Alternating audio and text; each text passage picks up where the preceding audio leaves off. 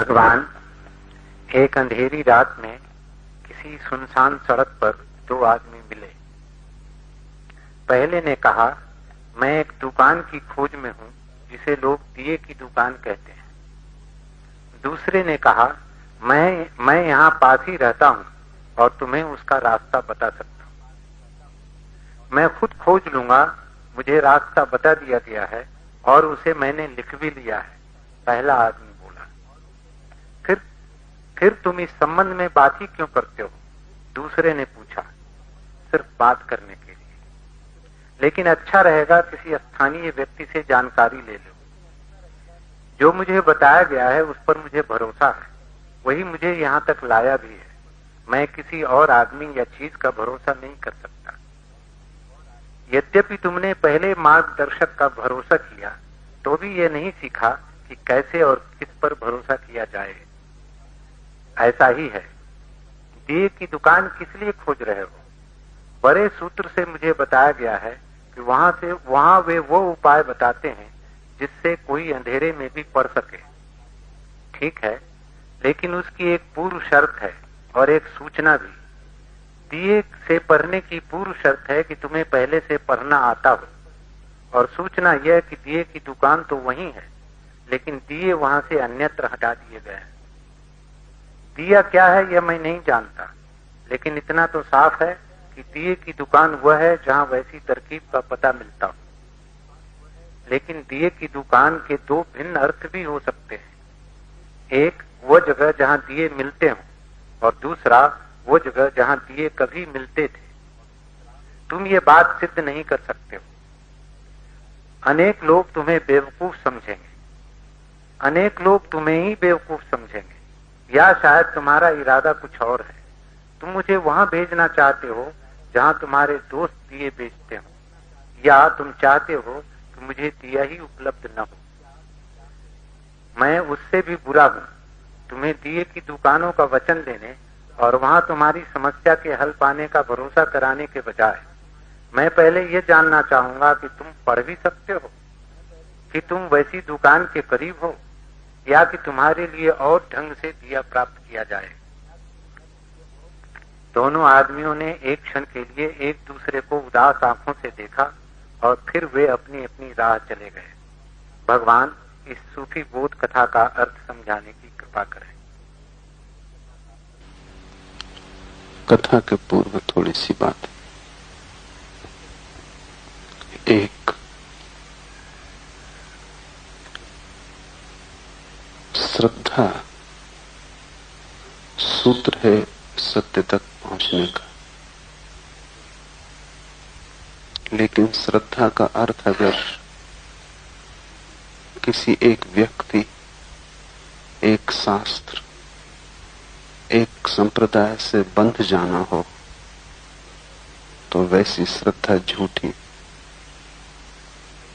क्योंकि श्रद्धा तो मुक्त करेगी, श्रद्धा तो मुक्ति देगी, श्रद्धा कारागृह नहीं बन सकती। ये हो सकता है कि नदी को तुम किसी घाट से उतर के पार हो, लेकिन इस कारण और घाट व्यर्थ नहीं हो जाते।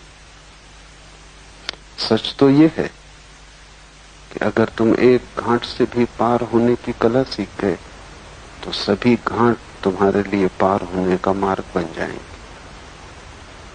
अगर तुमने एक व्यक्ति पर भी श्रद्धा कर ली तो तुम श्रद्धा की उस गहनता को जान लोगे जो तुम्हें उन सभी घाटों पर श्रद्धा करने की क्षमता दे देंगे जहां से नदी पार की जा सकती। जिसने एक गुरु को पहचान लिया उसने सब गुरुओं को पहचान लिया। बंधते तो तुम इसीलिए हो कि तुम एक को भी पहचान नहीं पाते। बंधन तो सदा अज्ञान की खबर देता है, और श्रद्धा अज्ञान नहीं, श्रद्धा अंधविश्वास नहीं, श्रद्धा तो हृदय की आंख के खुलने का नाम। तो जिसने एक जगह पहचान लिया उसे पहचानने की कला मिल गई। अगर तुम बुद्ध को देख पाए और तुम्हारे हृदय में श्रद्धा पैदा हुई तो क्या ये हो सकता है कि तुम जीसस को मिलो और श्रद्धा न करो? असंभव।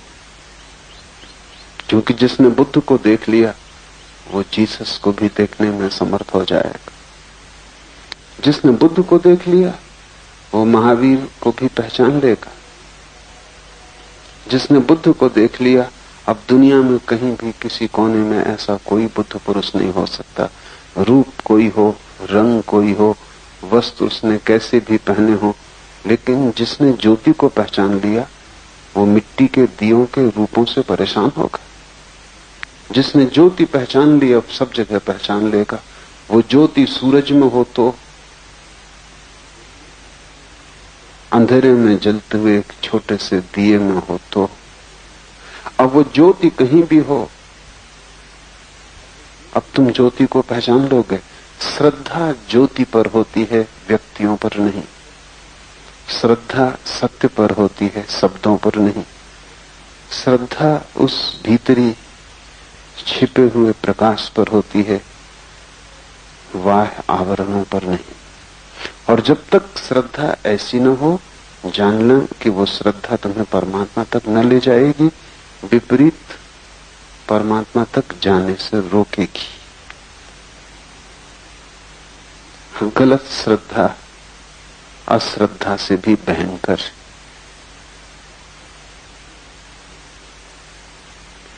गलत श्रद्धा अश्रद्धा से भी ज्यादा घातक है।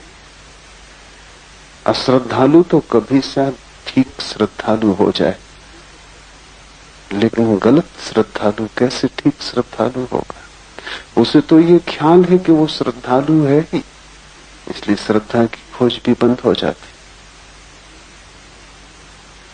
लेकिन साधारण मन की यही भूल है। जब तुम किसी व्यक्ति को प्रेम करते हो तो प्रेम गौण हो जाता है, व्यक्ति महत्वपूर्ण हो जाता है। वहीं भूल हो गई। जब तुम किसी व्यक्ति को प्रेम करते हो तो प्रेम को महत्वपूर्ण होने देना, व्यक्ति को गौण रहने देना। व्यक्ति तो बहाना, और अगर व्यक्ति बहाना हो जाए और प्रेम लक्ष्य हो जाए तो फिर प्रेम बांधेगा नहीं। फिर तुम बहुतों को प्रेम कर पाओगे, और जितना तुम प्रेम करोगे उतनी प्रेम की अपार क्षमता तुम्हें पैदा होगी। एक दिन तुम सभी को प्रेम कर पाओगे। एक दिन ऐसी घड़ी आएगी इस जगत में कुछ भी तुम्हारे प्रेम से वंचित न रह जाएगा। और जिस दिन ऐसा प्रेम घटता है उसी दिन परमात्मा घटता है, उसके पहले नहीं। वही भूल श्रद्धा में हो जाती। तुम किसी एक व्यक्ति के पास जाते हो, श्रद्धा जगती है उसकी सुगंध से, उसके सहवास से, उसकी आंखों की चमक से, उसके उठने बैठने की गति भावभंगिमा से। तुम्हें खबर मिलती है किसी अज्ञात की, कोई गीत उसके आसपास जैसे सदा गुनगुनाया जा रहा है, भनक पड़ती है तुम्हारे कान में। तुम थोड़े चौंकते हो, तुम श्रद्धा से भरते हो, झुकते हो, लेकिन व्यक्ति महत्वपूर्ण न हो जाए। व्यक्ति तो बहाना है, व्यक्ति तो इशारा है। ध्यान रहे श्रद्धा पर, गुरु पर नहीं। श्रद्धा बढ़े और इतनी बड़ी हो जाए कि दुनिया का कोई भी गुरु उससे वंचित न रहे। और अगर तुम सच में ही श्रद्धा को बड़ा कर पाओ तो जिनको तुम गुरु कहते हो वे तो पहुंचाएंगे ही। जिनको तुमने कभी भूल के भी नहीं सोचा कि गुरु हो सकते हैं वे भी पहुंचाएंगे। श्रद्धा पहुंचाती। जिनको तुम सोचते थे कि दुश्मन हैं, अगर तुम्हारा हृदय श्रद्धा से भरा हो तो वे भी तुम्हें पहुंचाएंगे। जिन्हें तुम सोचते थे मार्ग की बाधाएं हैं, अड़चने हैं, तुम पाओगे वे भी मार्ग की सीढ़ियां बन गए। फिर इस जगत में ऐसा कुछ भी नहीं जो तुम्हें पहुंचाने में सहयोगी न हो जाए। जगत में सभी चीजें परमात्मा की तरफ ले जा रही। वैश्या का द्वार भी वहीं ले जा रहा है, शराब की बोतल भी वहीं ले जा रही।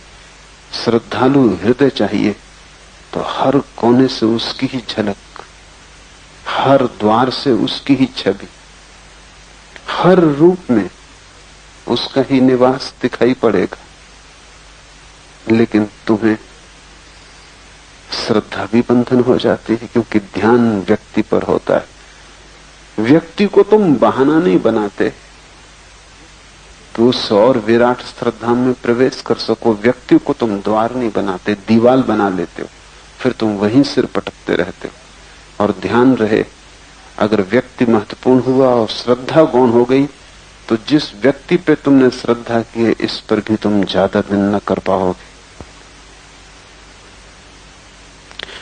अगर श्रद्धा महत्वपूर्ण हो तो सब पे कर पाओगे। तुम्हारे भीतर से अश्रद्धा नष्ट हो जाएगी, तुम सिर्फ श्रद्धालु हो जाओगे। ये पूछना ही व्यर्थ होगा कि किस पर, तुम सिर्फ श्रद्धालु रहोगे। किस पर पूछना ही गलत है। श्रद्धा एक आंतरिक भाव है, बाहर से उसका कोई संबंध नहीं। तुम पत्थर भी उठाओगे तो श्रद्धा से भरे हुए, तब हर पत्थर मूर्ति हो जाए। अभी तुम मूर्ति के सामने भी बैठे रहो तो वो पत्थर है। मूर्ति और पत्थर में कोई फर्क नहीं है, फर्क तो श्रद्धालु हृदय से पैदा होता है। ये संसार ही परमात्मा हो जाएगा अगर श्रद्धा से देखने की कला आ जाए। लेकिन अगर तुम व्यक्तियों से बंध गए तो तुम्हारी श्रद्धा सिकुड़ गई, और श्रद्धा इतनी बड़ी है कि सिकुड़े तो मर जाती, तुम उसे सिकोड़ नहीं सकते। वो अनंत फैलाव है। छोटे छोटे घर के गंदे कोने उसका आवास नहीं बन सकते, उसके लिए मुक्त आकाश चाहिए। और अगर तुमने गंदे कोनों में उसे रखने की कोशिश की तो वो निष्प्राण हो जाएगी। तब तुम ढोते रहोगे भजन की तरह, लेकिन श्रद्धा पंख न बनेगी कि तुम उससे उड़ सको। और यही हुआ है।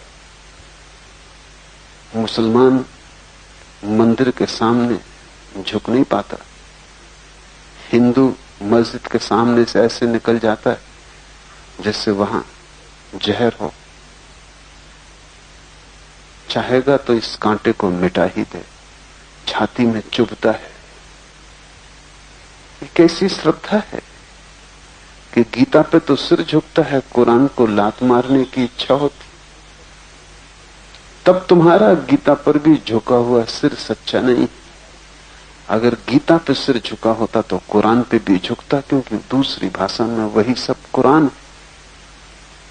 रूप बदला है, रंग बदला है, ढंग बदला है, भीतर का प्राण तो बदलता नहीं।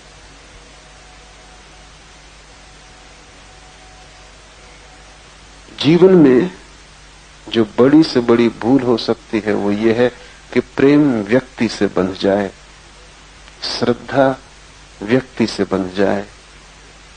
बस तब तुम्हारा प्रवाह सागर की तरफ जाने से रुक गया, तब तुम एक डबरे बन गए। ये तो पहली बात समझ लेनी जरूरी है। और तुम्हारे तथाकथित गुरु तुम्हें इससे उल्टा ही समझाते। जो तुम्हें इससे उल्टा समझाए, समझना कि वो गुरु नहीं।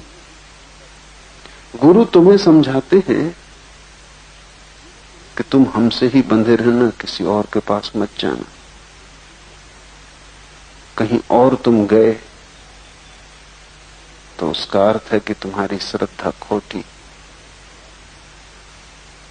गुरु तो ऐसी भाषा में बोलते हैं जैसी भाषा में पति पत्नियों से बोलते रहे कि बस मैं एक पति ही परमात्मा हूं।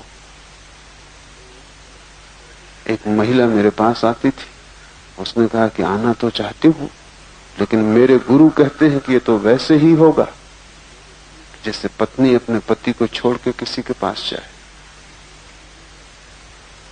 पति मूढ़ हैं, वे ऐसा कहते हो समझ में आता है, आ सकता है। पतियों से इससे ज्यादा की आशा भी नहीं। लेकिन गुरुओं से, गुरु शिष्य के बीच क्या कोई पति पत्नी का संबंध? गुरु और शिष्य के बीच तो अनंत का संबंध है, संसार का नहीं। तो गुरु अगर शिष्य को बांधता हो और कहता हो रुको मेरे पर, तुम्हारी श्रद्धा कहीं और ना पड़े, तो वो शिष्य को मार रहा है। वो आदमी गुरु नहीं, वो आदमी दुकानदार होगा। और डरता होगा कि ग्राहक कहीं और न चले जाएं। वो आदमी संसार का ही कोई विस्तार कर रहा होगा, धंधा कर रहा होगा, उसे परमात्मा की कोई खबर नहीं मिली, क्योंकि जिसे परमात्मा की खबर मिलती है वो न केवल खुद मुक्त हो जाता है, वो सभी को मुक्त करने में लग जाता है। मुक्ति का लक्षण है कि वो दूसरे को मुक्त करेगी। सिर्फ कैदी ही दूसरों को कैदी बनाने में उत्सुक होते, और जो खुद कारागृह में बंद है वो नहीं चाहेगा कि कोई आकाश में मुक्त हो जाए, वो उसे भी बंद रखना चाहेगा। लेकिन जो मुक्त हो गया है वो तुम्हें बंद कैसे रखना चाहेगा? वो तुम्हारे बंधन काटेगा, तोड़ेगा, और परम गुरु अंततः तुम्हें इतना मुक्त कर देगा कि गुरु की कोई आवश्यकता न रह जाए। तभी तो गुरु का काम पूरा हुआ। गुरु की आवश्यकता बनी रहे तो एक निर्भरता बनी रही, एक बंधन बना रहा, इतना संसार कायम रहा। जिस दिन तुम इस योग्य हो जाओगे कि गुरु बिल्कुल बेकार हो जाए, कि तुम उसे भूल सको, कि उसकी अब जरा भी जरूरत न रह जाए, कि तुम इतने स्वनिर्भर हो गए कि तुम अपने पैर से चल सको और अपने हृदय से धड़क सको, कि अब तुम्हें किसी लकड़ी की सहारे की जरूरत न रही, कोई बैसाखी अब जरूरत न रही। यही तो गुरु की सारी चेष्टा है। लेकिन जो चारों तरफ फैले हुए गुरु हैं और उनकी दुकानें हैं, उनकी चेष्टा है कि तुम कभी अपने पैर से मत चलना, गुरु की बैसाखी से ही चलना। वो धीरे धीरे तुम्हें इस पंगु हालत में ला देंगे कि तुम अपने पैर से चल ही ना सकोगे। वो तुम्हें इतना भयभीत कर देंगे। ध्यान रखना, जो भी बंधन पैदा करना चाहता है वो भय पैदा करेगा, क्योंकि भय के बिना बंधन पैदा करना कठिन। भय की धातु से ही जंजीरें ढाली जाती। जो तुम्हें मुक्त करना चाहता है वो तुम्हें अभय करेगा। वो कहेगा डरो मत, कोई भी डर नहीं है। सिर्फ डरने योग्य एक ही चीज है, वो डर है, और कोई चीज डरने योग्य नहीं।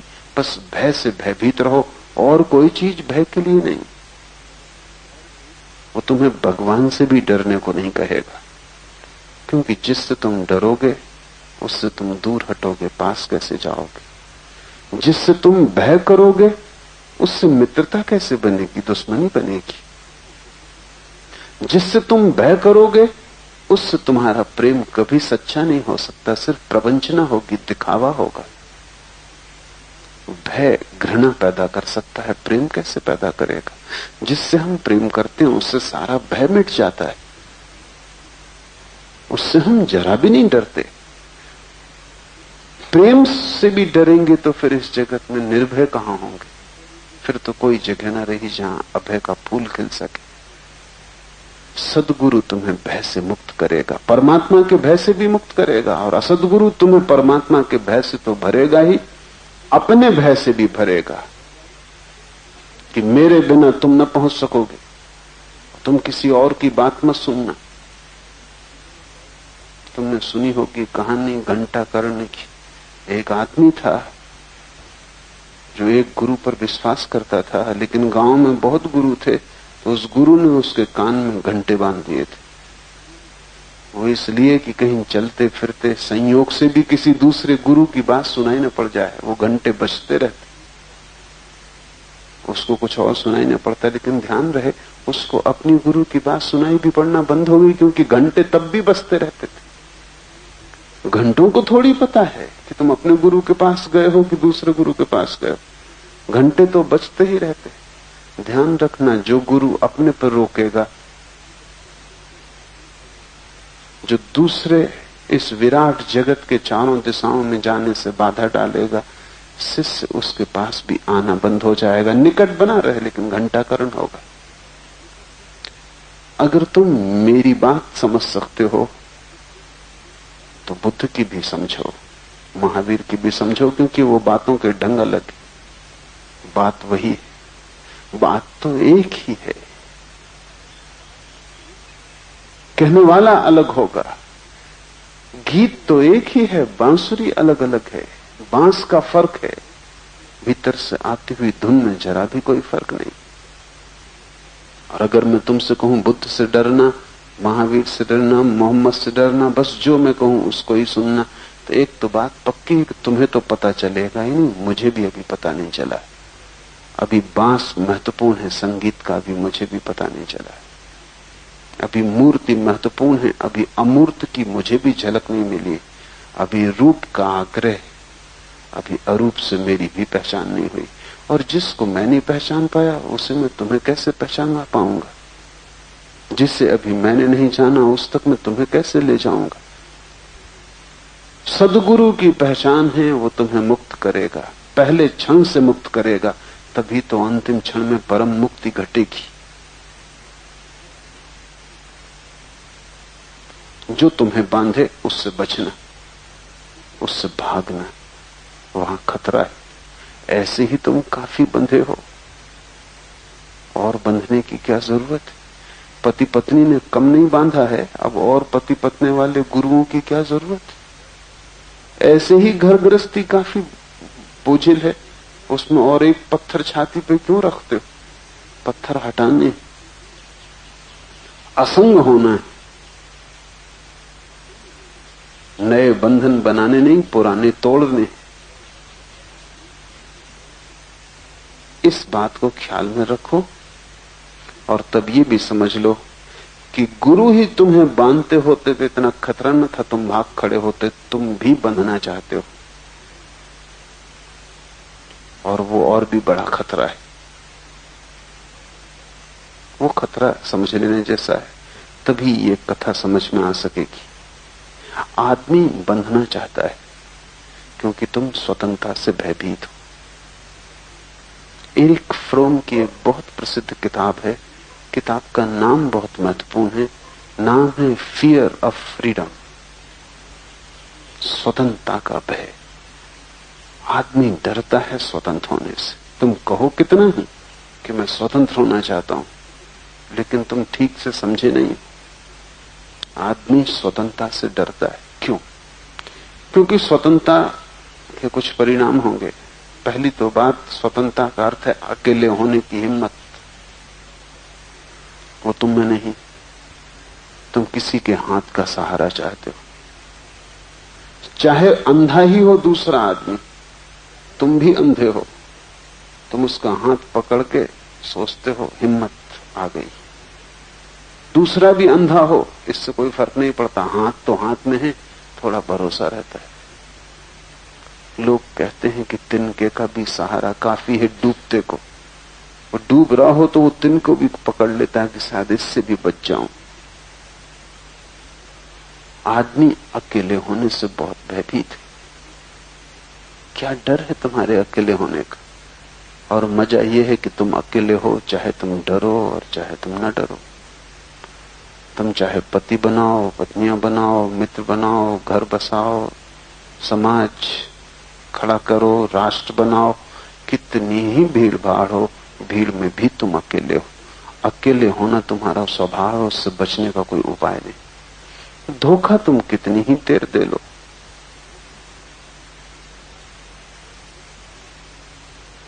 अकेला होना तुम्हारी ऐसी भीतरी प्रकृति है कि उससे तुम भाग ना सकोगे।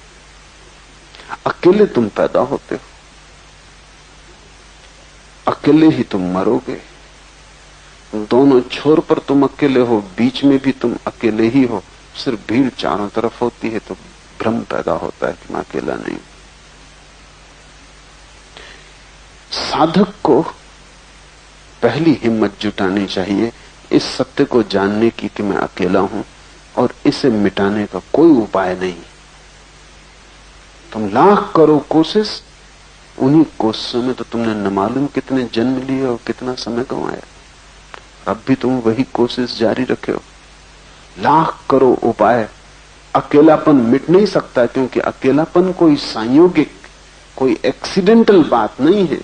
तुम्हारा भीतरी इसेंस, तुम्हारा सार तत्व है। और परमात्मा की बड़ी अनुकंपा है कि तुम अकेलेपन को मिटा नहीं पाते, क्योंकि अकेलेपन में ही जीवन का सारा सौरभ। अगर तुम मिटाने में सफल हो जाते तो फिर तुम्हारी छुटकारे का कोई उपाय न था। तुम कोशिश करते हो लेकिन तुम सफल कभी ना हो पाओगे, क्योंकि स्वभाव के विपरीत कोई चीज सफल नहीं होती। अंततः तो स्वभाव ही सफल होता है। अच्छा है कि तुम सफल नहीं हो पाते, अन्यथा तुम गलत चीजों में ही सफल हो जाओगे। तुम इतने अंधे हो कि अगर तुम अपनी मंजिल पालो तो तुम ऐसी मुश्किल में पड़ जाओगे जिसका हिसाब लगाना मुश्किल है। वो तुम्हें मिलती नहीं। अच्छा है, क्योंकि गलत को ही खोज लेगा। अंधी आंखें और उपद्रव के पथों पर भटक जाएंगी। तुम कितना ही भटको, एक चीज तुम कभी नहीं खो सकते, वो तुम्हारा अकेलापन। कैसे खोओगे? कितनी ही मित्रता किसी से हो और कोई कितने ही पास आ जाए, फिर भी तुम अकेले हो और वो अकेला है। दोनों पास हो सकते हैं लेकिन अकेलेपन में कोई फर्क नहीं पड़ता। और अगर तुम्हें समझ आ जाए तो तुम पाओगे जितना ही कोई पास होता उतना ही तुम्हें अकेलेपन की प्रतीति होती। निकटता संभव है, एकात्मता संभव नहीं। इसलिए जितना कष्ट प्रेमी और प्रेयसियों को होता है उतना कष्ट किसी को नहीं होता, क्योंकि बहुत निकट आके भी वो पाते हैं निकट नहीं आ पाए। साथ सोते हैं, साथ उठते हैं, बैठते हैं, शरीर का संग साथ है, भीतर का अकेलापन अकेलापन, कोई फर्क नहीं पड़ता। प्रेमी अपने भीतर जीता है, प्रेयसी अपने भीतर जीती। कितनी ही कोशिश करो, निकट से निकट आ जाओ, बिल्कुल सट के खड़े हो जाओ, तो भी कोई फर्क नहीं पड़ता। फासला उतना का उतना। इस तथ्य को इनकार करने के कारण आदमी अकेलेपन से डरता है, और स्वतंत्रता का अर्थ है अकेला हो जाना। स्वतंत्रता का अर्थ है दूसरे की निर्भरता से मुक्त हो जाना। स्वतंत्रता का अर्थ है अब मैं जैसा हूं, अकेला हूं, न कोई संगी है, न कोई साथी, न किसी का सहारा, न कोई हाथ मेरे हाथ में। पहले तो भय लगेगा, प्राण कब जाएंगे। इस भय और प्राण कपने की स्थिति से गुजरना तपस्या है। भाग के छिपने का मन होगा कि जाओ किसी संबंध में अपने को डुबा दो, भूल जाओ, किसी को साथी बना लो। न भागना, इस भयभीत स्थिति से खड़े रहना, कहना कि जो सत्य वही मैं जानूंगा, सत्य को छिपाने और झुटलाने से कुछ भी ना होगा। तो धीरे धीरे तुम पाओगे भय खो गया। वो भय तुम्हारी पुरानी आदत के कारण था कि सदा साथ रहे, सदा साथ में ही समय बिताया। पुरानी आदत साथ की हो गई थी, उससे कुछ मिला भी नहीं, लेकिन फिर भी सांस से लगता था कि सब ठीक है। कुछ पाया भी नहीं, हाथ खाली के खाली हैं, कंकड़ पत्थर भी नहीं मिले, हीरे जवाहरातों की तो बात करनी व्यर्थ, लेकिन फिर भी कोई साथ था। तो एक वहम बना रहता था कि अकेला नहीं। छोड़ोगे पुरानी आदत, लंबा साहचर्य का नियम काम करता है। इतने दिन तक जिस चीज के साथ रहे उसको छोड़ने मुश्किल होती। मनोवैज्ञानिक कहते हैं बीमारी तक बहुत दिन तक रह जाए तो आदमी छोड़ने में डरता है, उससे भी साथ बन जाता है। और फिर ऐसा लगता है क्या करेंगे। अगर किसी आदमी को 20 साल तक सिर दर्द रहा हो और आज एकदम सिर दर्द छूट जाए तो उसे ऐसा ही लगेगा कि जिंदगी खाली हो गई। एक चीज भरे हुई थी, एक चीज में लगे थे, कम से कम सिर दर्द तो था, अपना दुख तो था रोने के लिए, चाहे बातचीत करने के लिए विषय तो था, और व्यस्त थे उसमें। आज इस डॉक्टर, कल उस डॉक्टर, इस चिकित्सा उस चिकित्सा में एक व्यस्तता तो थी, जीवन में एक काम तो था। आज अचानक सिर दर्द खो गया, अब क्या करेंगे। मनस्विद कहते हैं कि लंबी बीमारियों को भी लोग पकड़ लेते। पावलोव ने रूस में एक बहुत बड़े सिद्धांत की खोज की है, वो है कंडीशन्ड रिफ्लेक्स। वो कहता है हर चीज संयुक्त हो जाती है अगर थोड़ी देर साथ रह जाए। तो उसने कुत्तों के प्रयोग किए कि वो कुत्ते को खाना देता और घंटी बजाता। जब भी खाना देता तब घंटी बजाता। फिर उसने 8 दिन के बाद खाना तो नहीं दिया, सिर्फ घंटी बजाई। घंटी बजते ही कुत्तों की जीभ से लार टपकने लगी। अब घंटी से लार का कोई भी संबंध नहीं, तुम कितनी बजाओ, किसी की जीभ से लार घंटी से नहीं टपकेगी। लेकिन क्या हुआ, 7 दिन 8 दिन भोजन और घंटी साथ साथ संयुक्त हो गए। मुल्ला नसरुद्दीन ने कहीं ये पढ़ लिया पावलोव का सिद्धांत, वो भी कुत्ता खरीद के ले आया।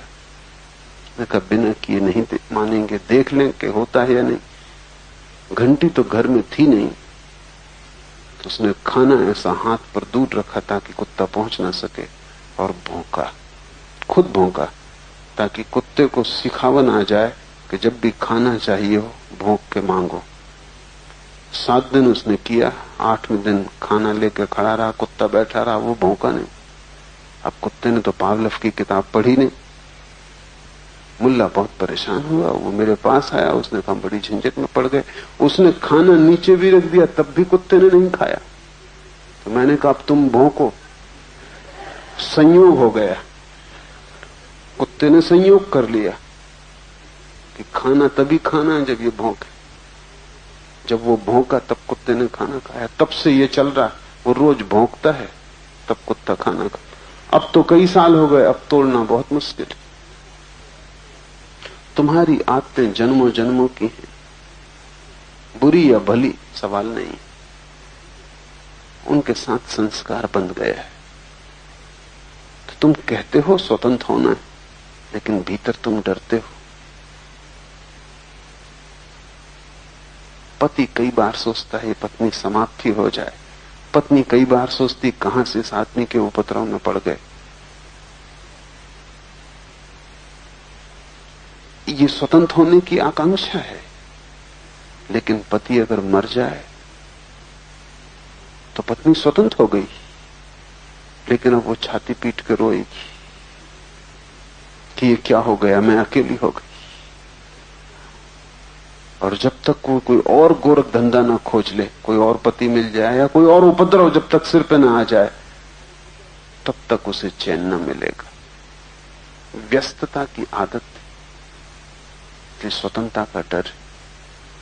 इसलिए तुम घर से भागते हो तो मंदिर को पकड़ते हो। खाते वही छोड़े नहीं कि गीता कुरान तुमने पकड़े नहीं, कुछ न कुछ चीज पकड़ने को चाहिए। सांसारिक गुरु छोड़े तो अध्यात्म के गुरुओं को पकड़ा। लेकिन मैं तुमसे कहता हूं कि पकड़ने में संसार है, वो जो पकड़ने की आदत है वही संसार है। और अगर तुमने गुरुओं को जाके पकड़ लिया तो तुमने वही भ्रांति में पड़ गए जिस भ्रांति में तुम संसार में खड़े थे। कल तक पति पत्नी पे निर्भर थे, बेटों पे निर्भर थे, बाप पे निर्भर थे, अब इन पे निर्भर हो गए। कल तक उनका सुख दुख तुम्हारा सुख दुख था, अब इनका सुख दुख तुम्हारा सुख दुख होगा। कल तक उनकी नाराजगी से डरते थे, अब इनकी नाराजगी से डरोगे। तुम्हें लोग परतंत्र बना लेते हैं क्योंकि तुम परतंत्र होना चाहते हो। परतंत्रता में एक सुविधा है कि दायित्व दूसरे पे चला जाता है। इसलिए गुरु तुम्हें मुफ्त में नहीं बनाते परतंत्र, कहते हैं हम अपने कंधे पे तुम्हारी जिम्मेवारी लेते, तुम फिक्र छोड़ो, हम संभालेंगे। तुम सब हम पर छोड़ दो, अब हम और परमात्मा के बीच निपटारा कर लेंगे। तुम्हें परतंत्रता देते हैं तो तुम्हारा दायित्व लेते हैं, ये सौदा है। और जब तक तुम दायित्व दूसरे पर देना चाहते हो तब तक तुम परतंत्र होगे। और ध्यान रहे, तुम अपना दायित्व स्वयं ले सकते हो, दूसरा कोई भी नहीं ले सकता। कोई गुरु तुम्हारा दायित्व नहीं ले सकता, तुम्हें रास्ते बता सकता है कैसे सब दायित्व से छुटकारा हो जाए। कोई गुरु तुम्हारे बोझ को अपने सिर पे नहीं ले सकता, सिर्फ तुम्हें बता सकता है कि बोझ को व्यर्थ ढो रहे हो, नीचे डाल दो।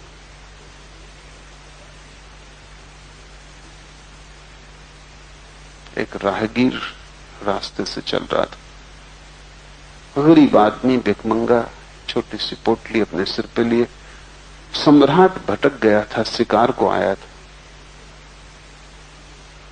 उसने अपने रथ को रुकवाया और इस फकीर को कहा कि आओ अंदर बैठ जाओ, थक गए हो, पसीने पसीने हो रहे। सिकुड़ के कोने में डरा डरा, रथ पर कभी बैठा भी नहीं, स्वर्ण रथ, एक कोने में सिकुड़ के पोटरी अपने सिर पर रखे वो फकीर बैठ गया। सम्राट ने थोड़ी देर में हंस के कहा कि मेरे भाई, पोटरी को सिर पर क्यों रखे हो?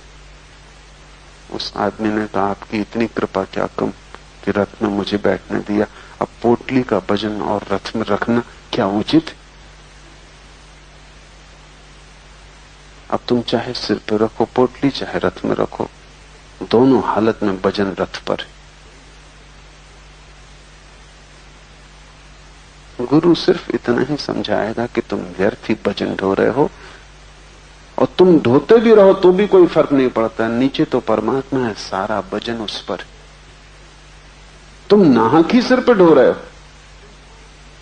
और ये सोच के अगर ढो रहे हो कि परमात्मा पे ज्यादा वजन डालना ठीक ना होगा, अपना अपना खुद ढो लें, तो तुम उसी फकीर का पागलपन कर रहे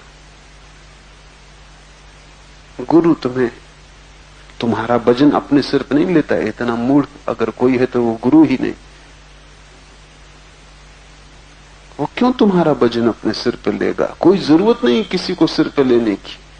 सम्राट पागल था अगर वो फकीर से कहता अच्छा कोई बात नहीं, अगर रथ पे नहीं डालना चाहते तो लाओ मेरे सिर पे रख दो। कोई गुरु तुम्हारा वजन अपने सिर पे नहीं लेगा।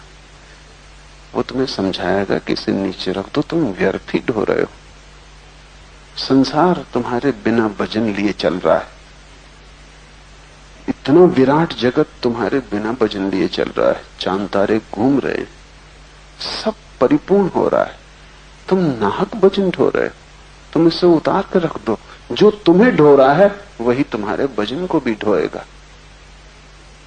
सभी के पैर तले परमात्मा है, तुम उसके रथ में सवार हो, फिर तुम क्यों कोने में सुकुड़ के बैठे हो और सिर पे वजन लिए हो? गुरु तुम्हारे वजन को नीचे रखने की कला सिखलाएगा। असदगुरु कहेगा मेरे कंधे पे रख दो, उत्तरदायित्व मैं लेता हूं तुम्हारा, पहुंचा दूंगा स्वर्ग के द्वार तक, बिल्कुल फिक्र मत करो। ये उत्तरदायित्व लेता है वो, सौदे में परतंत्रता देता है। तब तुम उसके पीछे पीछे घूमोगे, तब वो तुमसे कहेगा कि दूसरे के पास मत जाना। ये धंधा है, ग्राहक भटक न जाएं, इसलिए दुकानदार परेशान। तुमसे कहेगा असली चीज यहीं बिकती, बाकी तो सब नकली। असली गुरु तुम्हें पहचान सिखाएगा कि क्या असली है और क्या नकली। वो तुम्हें ये नहीं कहेगा कि असली कहां बिकता है और कहां नहीं बिकता, वो तुम्हें पहचान सिखाएगा क्या असली क्या नकली। बात खत्म हो गई। फिर तुम पहचानना, जहां नकली से बचना हो बच जाना, जहां असली मिले वहां खरीद लेना। धोखेबाज दुकानदार तुमसे कहेगा असली सिर्फ यहां बिकता है, बाकी सब जगह नकली।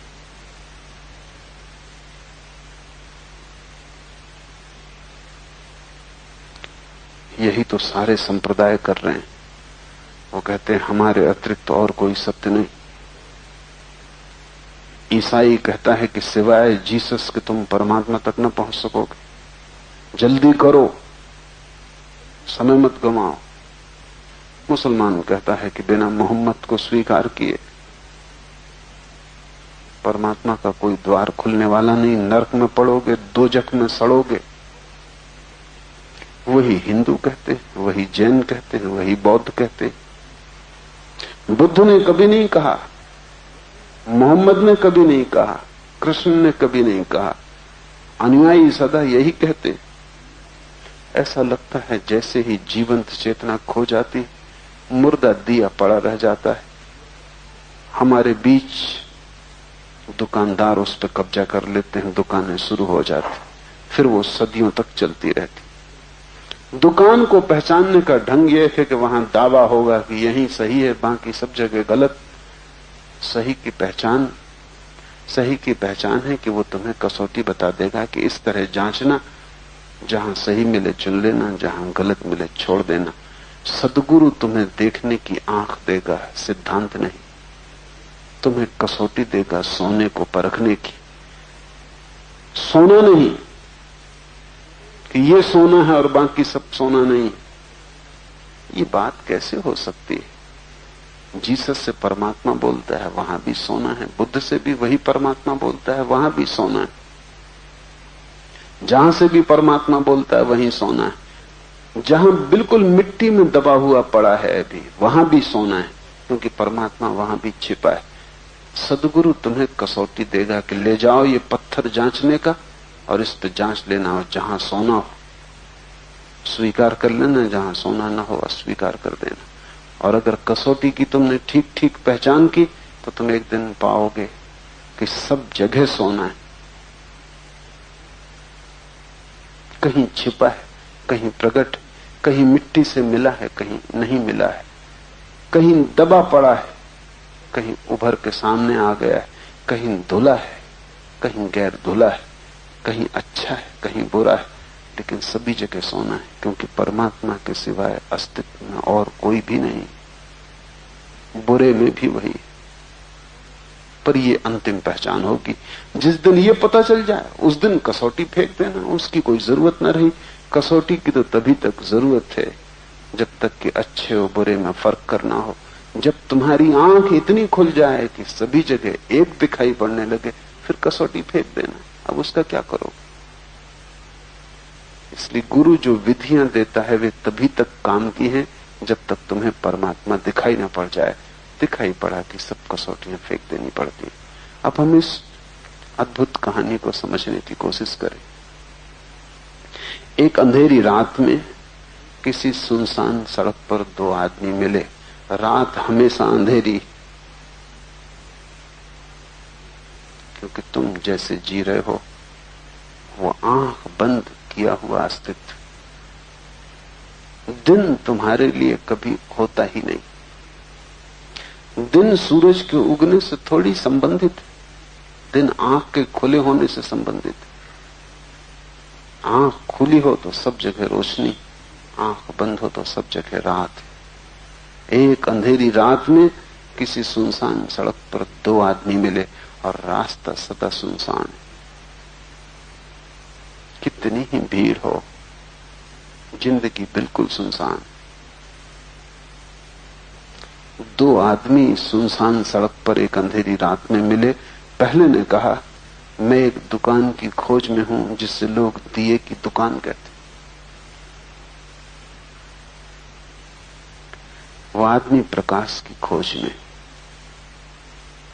लेकिन वो आदमी प्रकाश की खोज भी दुकानों में कर रहा है। दुनिया में कहीं कोई प्रकाश की दुकान, कोई दिए की दुकान, कहीं भी कोई दुकान दिए की नहीं, क्योंकि दुकानों पे तो अंधापन बिकता है। प्रकाश बिक थोड़ी सकता है, प्रकाश को खरीदने का थोड़ी कोई उपाय है। सत्य की कोई दुकान हो सकती है कि जहां लिखा हो यहां सत्य बिकता है, यहां ईमानदारी बिकती, कि यहां परमात्मा बिकता है। लेकिन दुकानें हमने बना ली हैं, मंदिर, मस्जिद, गुरुद्वारे हमारी दुकानें। मैंने सुना है मुल्ला नसरुद्दीन के नगर में एक दुकानदार की दुकान 100 वर्ष पुरानी हो गई थी, तो उसने एक जलसा मनाया। 100 वर्ष पूरे हो गए थे दुकान को, और उस गांव में वो सबसे पुरानी दुकान थी। तो उसने बड़ा समारोह किया, दिए जलाए, बैंड बाजे बजाए, सारे नगर को भोज पे आमंत्रित किया। फिर वो बोला और उसने अपनी प्रशंसा में कहा कि देखो, क्या कोई बता सकता है इस गांव में इससे भी कोई पुरानी दुकान है? 100 वर्ष से हम सेवा कर रहे हैं इस गांव की। मुल्ला नसरुद्दीन उठ के खड़ा हो गया, उसने कहा कि ठहरो, मेरी दुकान तुमसे भी ज्यादा पुरानी।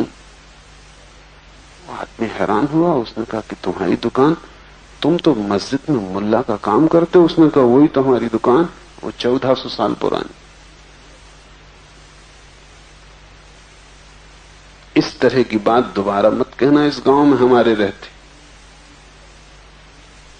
नसरुद्दीन ठीक ही कह रहा है, मंदिर और मस्जिदें दुकानें हो गए,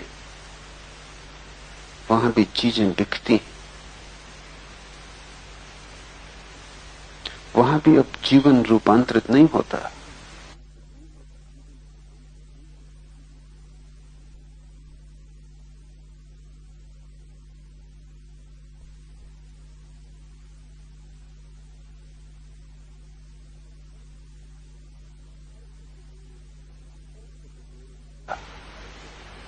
क्या फर्क है दुकान और मंदिर में?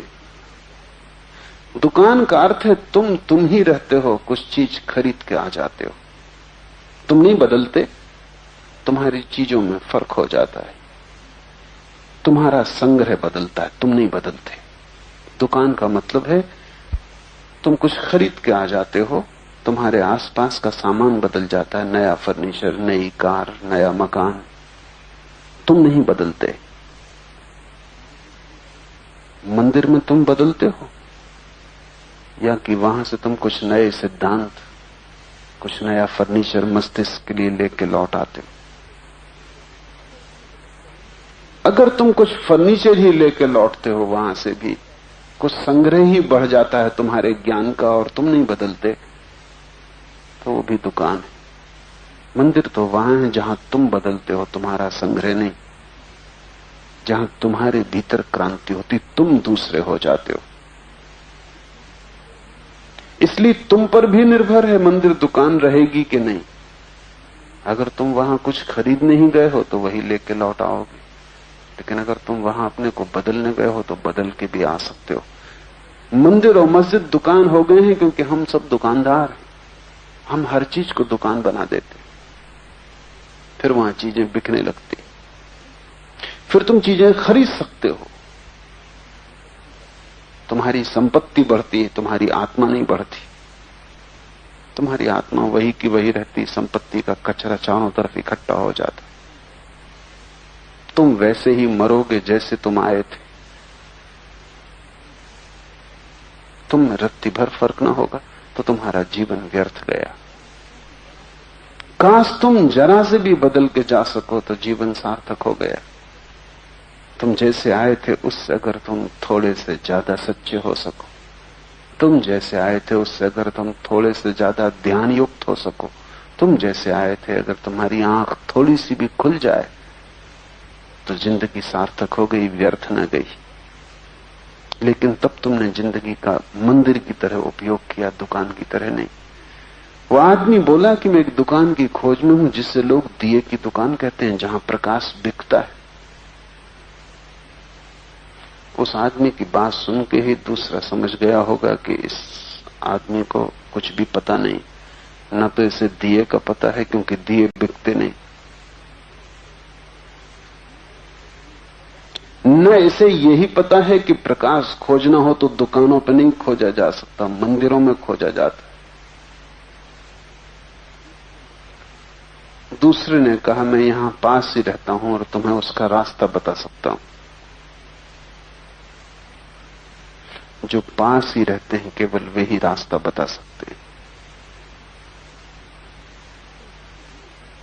जब तुम किसी गुरु के पास जाओ तो वो क्या कहता है ये मत देखना, वो किस तरह के कपड़े पहनता है ये मत देखना, वो क्या खाता है क्या पीता है ये मत देखना, क्योंकि ये सब तो यही संसार की बातें। तुम तो ये देखना कि क्या वो परमात्मा के पास रहता है। कैसे तुम पहचानोगे? क्योंकि जब कोई आदमी संसार के पास रहता है तो उसमें कुछ घटनाएं घटती, उसमें क्रोध होगा, लोभ होगा, मोह होगा, अहंकार होगा। ये संसार के पास रहने वाले आदमी में घटती।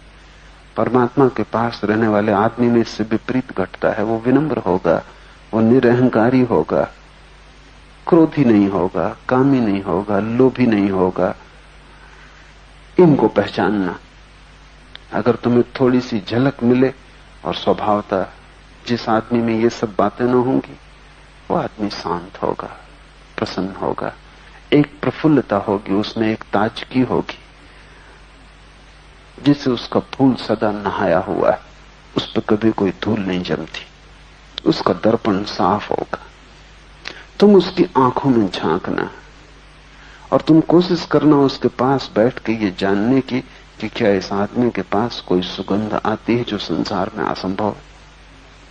तुम उसके पास मौन बैठ के ये समझने की कोशिश करना क्या इस आदमी से कुछ तरंगें आती हैं जो तुम्हें छूती हैं और तुम्हारे भीतर तक प्रवेश कर जाती हैं। क्या ये आदमी जब तुम्हारी आंखों में देखता है तो तुम्हारे भीतर कोई बिजली कौन जाती है कि तुम दूसरे होने लगते हो, कि तुम्हें लगता है कि मैं मिटा और कुछ नया हो रहा है। क्या इस आदमी के पास शांति और क्रांति घटित होती? इस आदमी का स्वाद लेना क्या कहता है ये बहुत मूल्यवान नहीं, क्योंकि पंडित भी तोतों की तरह वही दोहरा रहे हैं जो ज्ञानियों ने कहा है। जो ज्ञानियों ने कहा है नकलची बंदरों की तरह उनकी नकल कर रहे हैं। जैसे ज्ञानियों ने आचरण किया है तुम पाओगे सब तरफ अभिनेता हैं जो ठीक वैसा ही आचरण कर रहे हैं, वही कपड़े पहनते हैं, वही चाल चलते हैं, वही खाना खाते हैं। नकलचियों की कमी नहीं, न तोतों की कमी। नकलचियों को तुम साधु कहते हो, तोतों को तुम पंडित कहते हो। बड़ी कठिनाई है, कैसे पहचानोगे इस आदमी को कि यह आदमी सच में परमात्मा के निकट है। तुम इसके पास चुपचाप बैठ के आंख बंद करके इसको अनुभव करने की कोशिश करना, क्योंकि जो व्यक्ति परमात्मा के निकट है उससे परमात्मा की झलक तुम्हें मिलेगी। जो पास है वही खबर दे सकता है, जो उसके जितने पास है उतनी ही ठीक खबर दे सकता है। इसलिए हम तीर्थंकरों को भगवान कहे, बुद्धों को भगवान कहे, उसका कुल मतलब इतना है कि वो भगवान के इतने निकट है कि हमारे लिए भगवान। उनके आर पार भगवान का प्रकाश हम तक आ रहा है। वो बीच से हट गए, पारदर्शी हो गए, और हम सीधे तो भगवान को नहीं देख सकते, लेकिन उनके माध्यम से थोड़ी सी झलक हमें मिलती। उस आदमी ने कहा मैं पास ही रहता हूं और तुम्हें उसका रास्ता बता सकता हूं। मैं खुद खोज लूंगा। पहले आदमी ने कहा मुझे रास्ता बता दिया गया है और उसे मैंने लिख भी लिया है। यह आदमी जो कह रहा है यही तो सारी दुनिया में सभी संप्रदायों के अनुयायी कह रहे हैं। कई बातें समझ लेने जैसी। पहली बात, जिस आदमी ने भी इसे रास्ता बताया है वो बहुत दूर रहता है।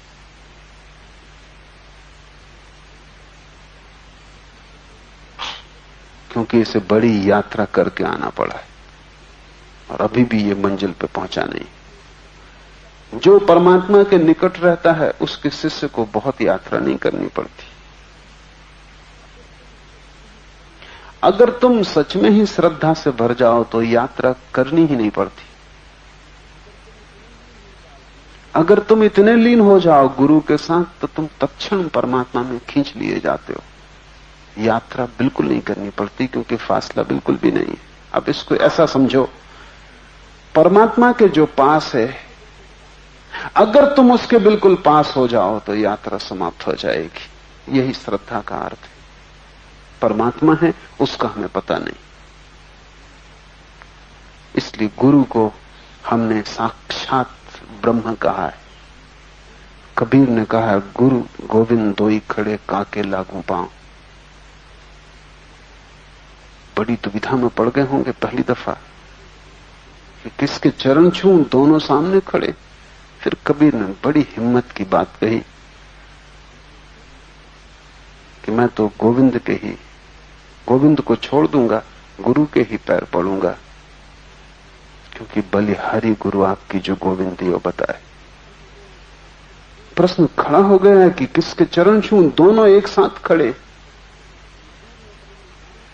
तो कबीर ने कहा मैं गुरु के ही चरण छूंगा, क्योंकि उसकी ही कृपा है कि उसने गोविंद को बता दिया। मैं उसके द्वारा ही गोविंद तक पहुंचाऊं। परमात्मा के जो निकट है वो गुरु। अब तुम कैसे गुरु के निकट हो सकोगे, वही श्रद्धा। क्योंकि जितना संदेह होगा उतनी दूरी होगी, जितने प्रश्न होंगे उतना फासला होगा, जितना तुम समझदारी दिखाओगे उतना ही पास आना मुश्किल होगा। पास आने के लिए हिम्मत चाहिए, समझदारी नहीं। पास आने के लिए बुद्धिमत्ता चाहिए, चालाकी नहीं। क्योंकि तुम चालाकी के कारण ही दूर बने रहोगे। तुम जितनी होशियारी दिखाओगे उतने ही दूर बने रहोगे। तुम जितने सरल होगे उतने ही निकट आ जाओगे। इसलिए अक्सर यह होता है कि गुरु के पास होशियार आदमी पहुंच के दूर बने रहते, वो एक एक कदम फूंक के रखते। भोले भाले आदमी एकदम पास आ जाते। और तुम जितने गुरु के पास आते हो उतने ही तुम परमात्मा के पास आ रहे हो।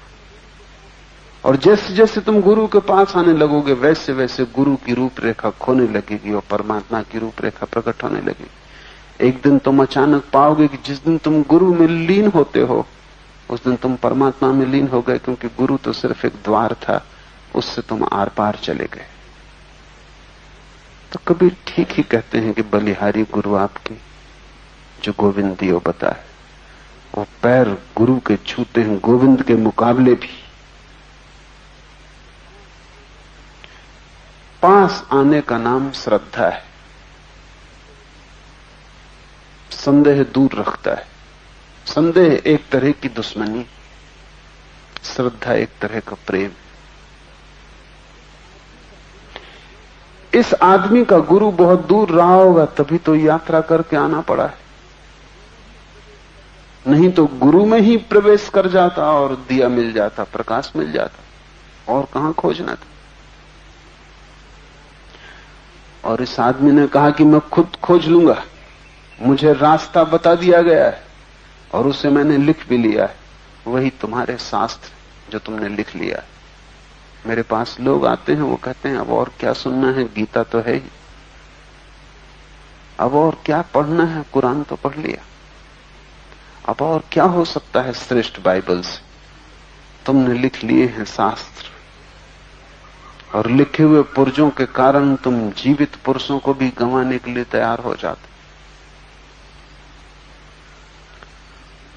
तुम्हारा लिखा हुआ किसी मूल्य का नहीं, क्योंकि तुमने ही लिखा है और तुम ही उसकी व्याख्या करोगे, तुम ही उसमें से अर्थ निकालोगे। और फिर ये जो आदमी कहता है मैं खुद खोज लूंगा, ये आदमी अहंकारी। ये क्या कह रहा है? अहंकारी को अगर तुम मार्ग भी बताने जाओ तो वह इंकार कर देता है कि क्षमा करो, मैं खुद खोज लूंगा। क्योंकि मैं इतना भी झुकने को राजी नहीं कि किसी से पूछ ले। और शास्त्र को ढोना हमेशा आसान है, जीवित आदमी से पूछना हमेशा कष्टपूर्ण, क्योंकि शास्त्र मुर्दा है, उसके सामने झुकने में कोई डर नहीं। जिंदा आदमी के सामने झुकने में बड़ी पीड़ा होती है। मेरा अहंकार और मैं अज्ञानी सिद्ध होता हूं, इसलिए गुरु से लोग बचते हैं और शास्त्र को लोग पकड़ते हैं। ये गुरु भी कल मर जाएगा और इसकी किताबें लिख ली जाएंगी, तब लोग उसको बड़े मजे से पकड़ेंगे, क्योंकि शास्त्र तुम्हारे अहंकार को कोई झंझट खड़ी नहीं करता। तुम चाहो शास्त्र पे लात रख के खड़े हो जाओ, चाहे सिर झुका लो, चाहे कचरे में फेंक दो, चाहे जुलूस निकालो, जो तुम्हें करना हो तुम साथ करो। लेकिन गुरु के साथ तुम्हें जो करना हो वो तुम न कर सकोगे। ठीक उल्टा होगा, गुरु को जो करना है वो कर सकेगा। गुरु के पास तुम्हें उसको अपने आप को उसके हाथों में छोड़ना होगा कि वो तुम्हारे साथ जो करना चाहे करे। और शास्त्र के साथ उल्टी हालत, तुम जो करना चाहो करो, और फिर शास्त्र तुम्हें जो मतलब निकालने हो वो निकाल लो। इस आदमी ने कहा मैं खुद खोज लूंगा। और ध्यान रखना, जब तुम भी कहो कि मैं खुद खोज लूंगा, तो तुम्हारा जोर खोज पे नहीं है, मैं पर। तुम्हारा जोर खोज पे नहीं है, खुद पर। क्योंकि खोज पे जोर हो तो बता दो, जो भी बता दे उसकी अनुकंपा है, उसका हम सहारा ले लेंगे। खोज की इतनी फिक्र नहीं है, चाहे भटक जाएं, लेकिन मैं खुद जोर उस पर।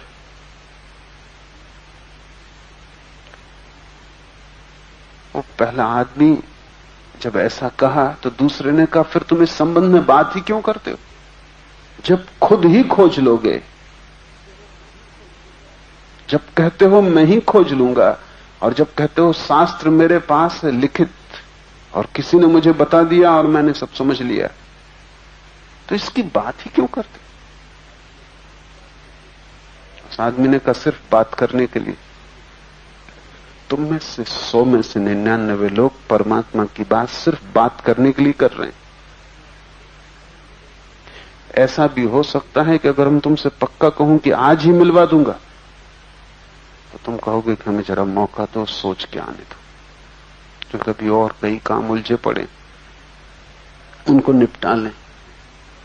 परमात्मा की इतनी जल्दी नहीं, मैं तो ऐसी बात करने चला आया था। इस तरह के आदमियों को मैं भली भांति जानता हूं, रोज भी मेरे पास आते। मेरे पास लोग आते हैं, वो कहते हैं कि मार्ग बताएं, लेकिन हम समर्पण नहीं कर सकते। खोज तो हम खुद ही लेंगे। मेरे पास लोग आते हैं, वो कहते हैं श्रद्धा तो हम नहीं कर सकते, लेकिन सलाह ले सकते। लेकिन दुनिया में कोई भी सलाह ली जा सकती है बिना श्रद्धा के, सुनी जा सकती है। लोग कैसे? लेने के लिए तो श्रद्धालु वाला समर्पित हृदय चाहिए।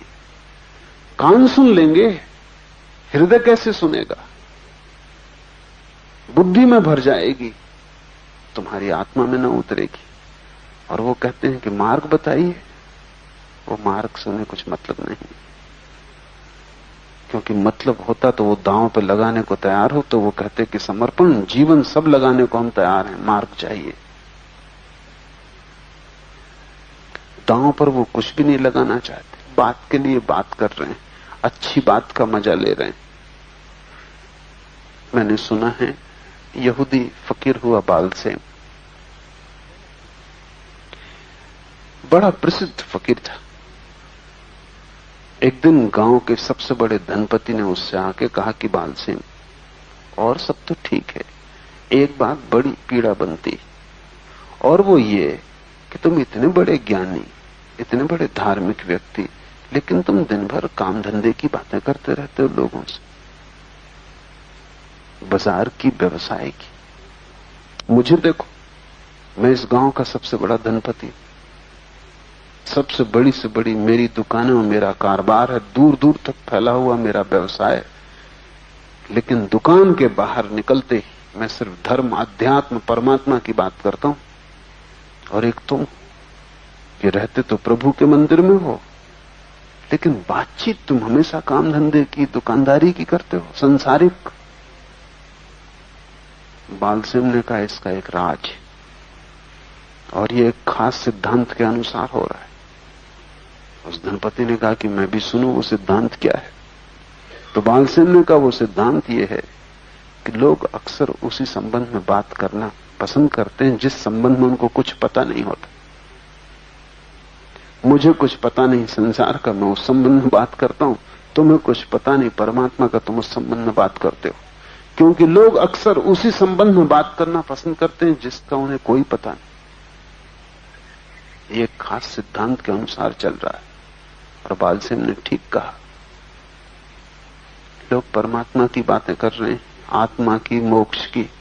तुम ये मत सोचना कि वो जाने को उत्सुक है मोक्ष, ये भी मत सोचना कि परमात्मा से मिलने की कोई आतुरता है, कि कोई प्यास है, कि सत्य के संबंध में उनकी कोई अभीप्सा है। जरा भी नहीं। बात करने के लिए बात कर रहे हैं, और अच्छी बातें करने से अच्छा प्रभाव पड़ता है। लोग सोचते हैं बड़े धार्मिक आदमी, इसलिए अच्छी अच्छी बातें कर रहे हैं। और बातचीत में कुछ बिगड़ता है? न कुछ लेना न कुछ देना। हवा में खींची गई लकीरें बनती भी नहीं और मिट जाती हैं। कुछ हर्ज नहीं, कुछ हानि नहीं, कुछ दांव पर लगता नहीं। उस आदमी ने बिल्कुल ही ठीक कहा कि सिर्फ बात करने के लिए।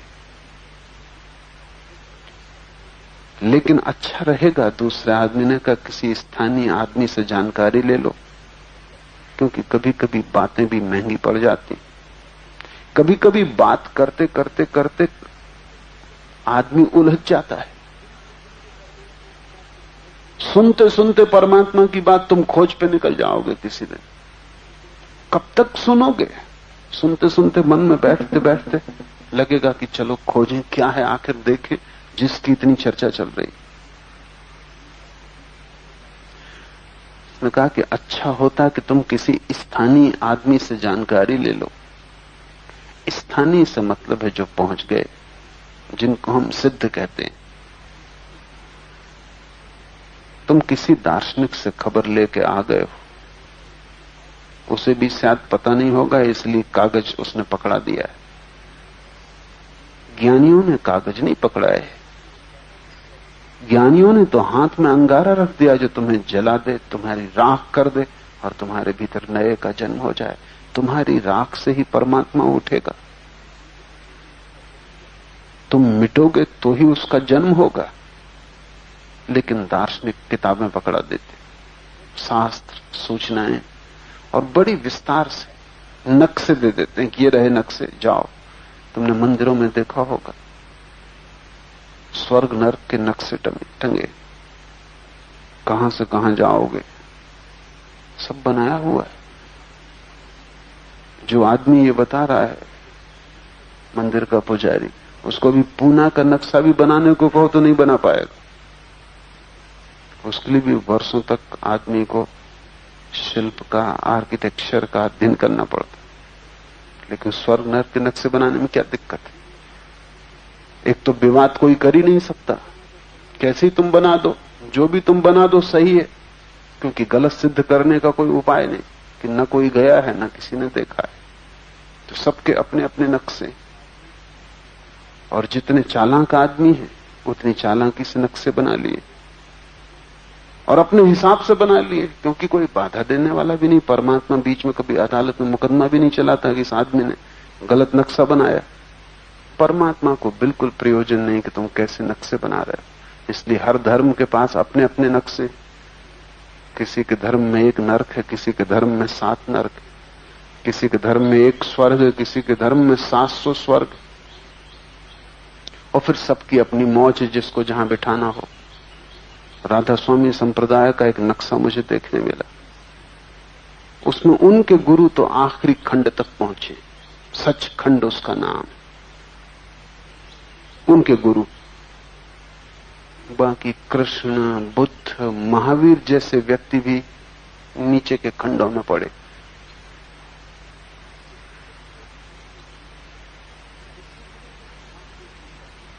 खुद के गुरु तो आखिरी खंड तक पहुंच गए, जो सबसे ऊंचा खंड।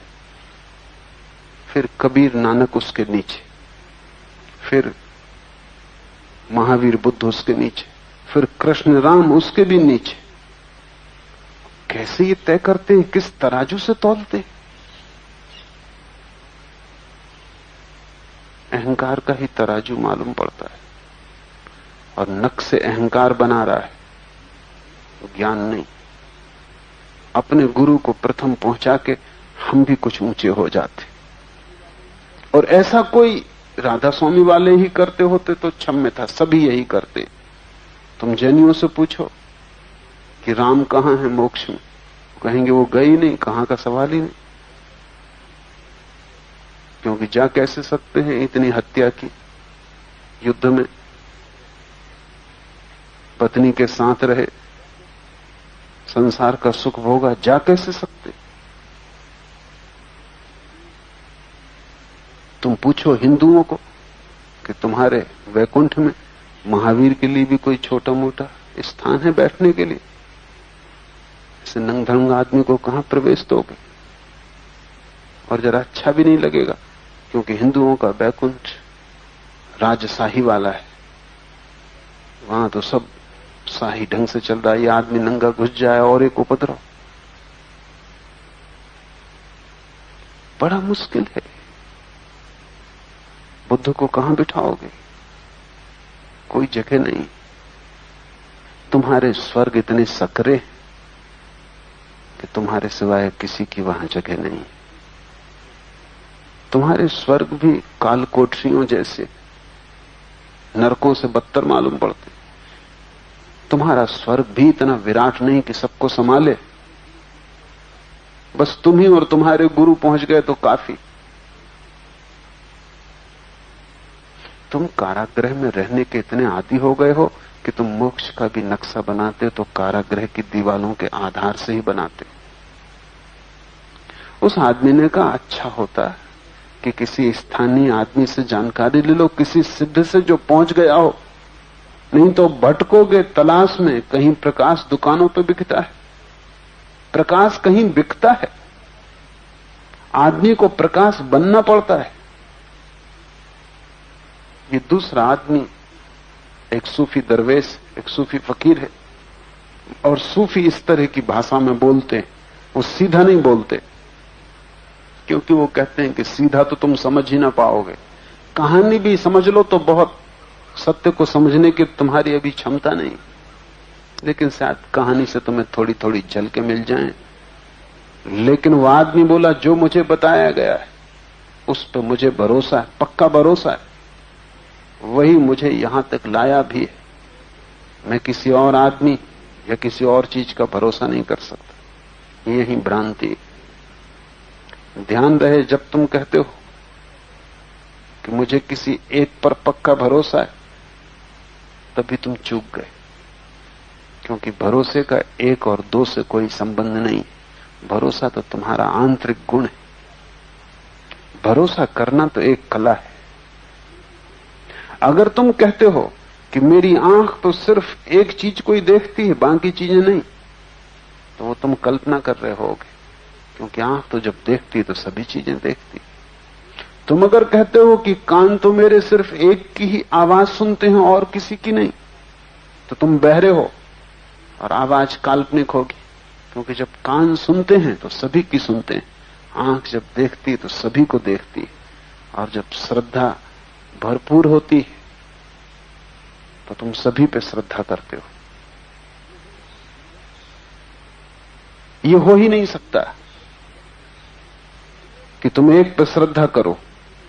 एक जैसे ही तुम लाए कि उससे खबर मिलती कभी श्रद्धा का जन्म नहीं हुआ, ये अंधविश्वास होगा। ये असली आंख नहीं। असली आंख डरती ही नहीं, भय खो देती है। श्रद्धा भय को जानती ही नहीं, वो इतनी सरल हो जाती है कि सब तरफ जहां भी रोशनी हो, जहां से भी रास्ता जाता हो, वो मार्ग खोजती है। और दूसरी भी बात ध्यान रखना, जब भी तुम जोर दे के कहते हो कि मुझे पक्का भरोसा है, तब तुम पक्का जानना कि भरोसे के पीछे संदेह छिपा हुआ है। नहीं तो पक्का क्यों कहोगे?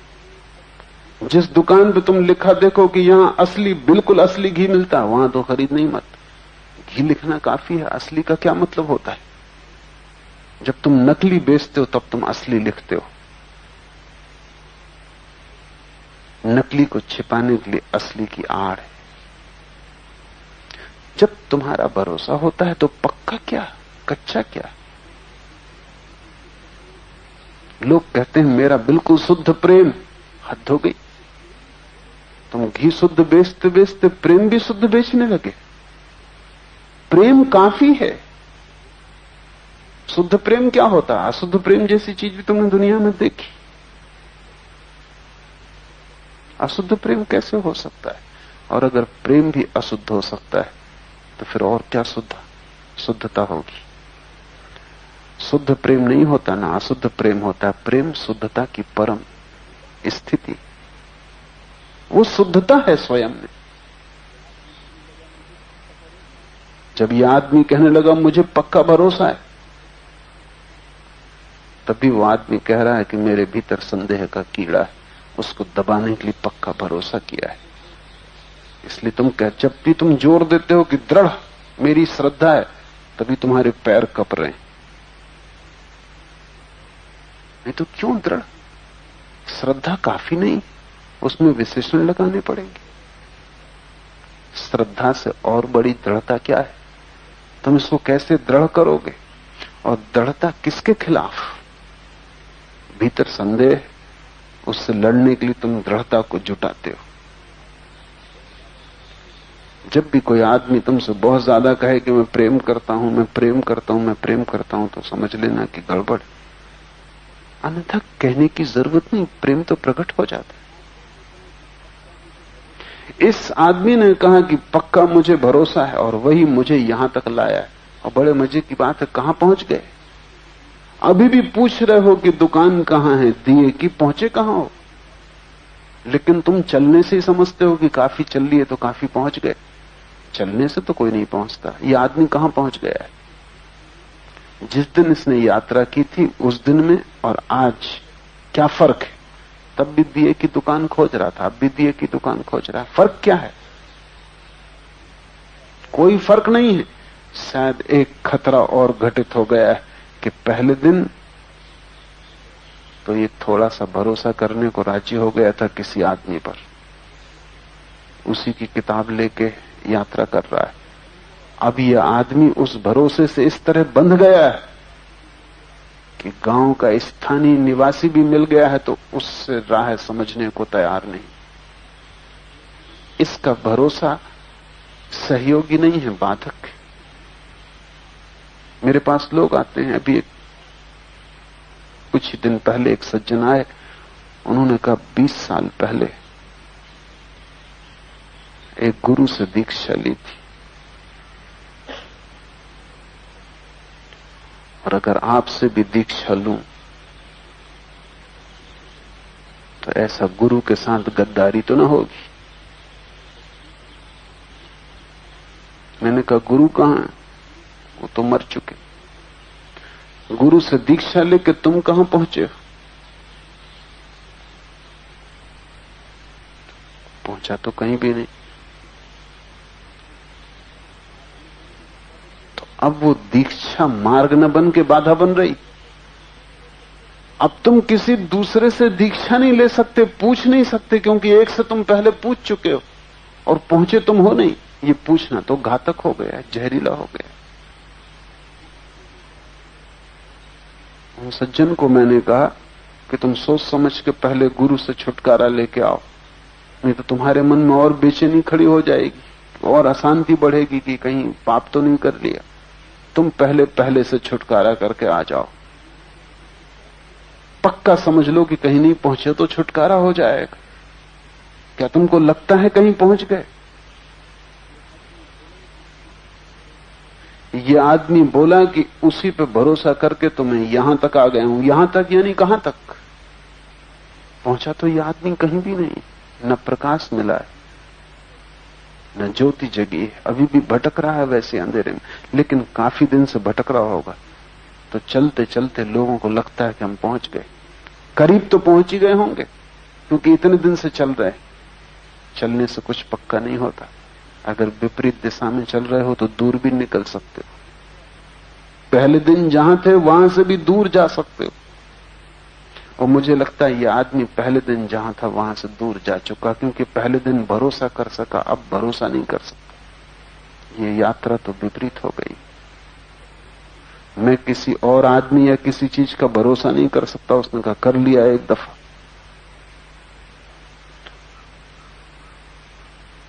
भरोसा, श्रद्धा या प्रेम सतत प्रवाह है। ये कोई घटना थोड़ी कि एक दफा हो गई। ये तो श्वास जैसी बात है, प्रतिपल चलती। तुम ये तो नहीं कहते कि ले ली कल श्वास, अब बस आज नहीं, हो गया।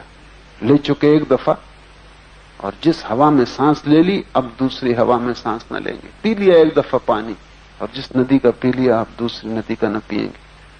नहीं, जब प्यास लगती तब तुम पानी पीते हो। और श्वास तो प्रतिपल चलती रहती, क्योंकि एक क्षण भी टूटी कि तुम समाप्त हो जाओगे। तुम्हारा प्रेम, तुम्हारी श्रद्धा श्वास जैसी होनी चाहिए कि तुम जहां जाओ श्रद्धा से भरे हुए। जैसे श्वास चलती है ऐसी तुम्हारी श्रद्धा हो। सब जगह तुम सीखो। खोने को तुम्हारे पास कुछ है भी नहीं। मुझसे लोग पूछते हैं, वो कहते हैं आप कहते हैं श्रद्धा, ऐसा किसी पे भी श्रद्धा कर ले वो धोखा दे दे। मैं पूछता हूं तुम्हारे पास है भी क्या जो वो धोखा दे देगा?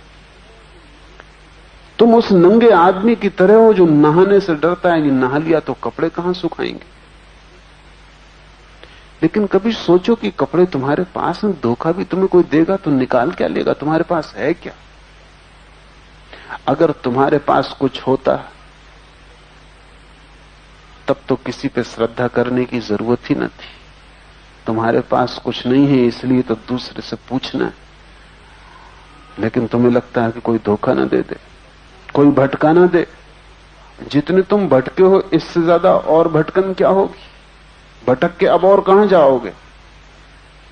संसार के आगे और कोई संसार नहीं, इस भटकाव के आगे और कोई भटकाव नहीं। जहां तुम खड़े हो भटकन के ठीक बाजार में, बीच में, अब तुम्हें कोई इससे नीचे नहीं उतार सकता जहां तुम उतर गए हो। डर छोड़ो।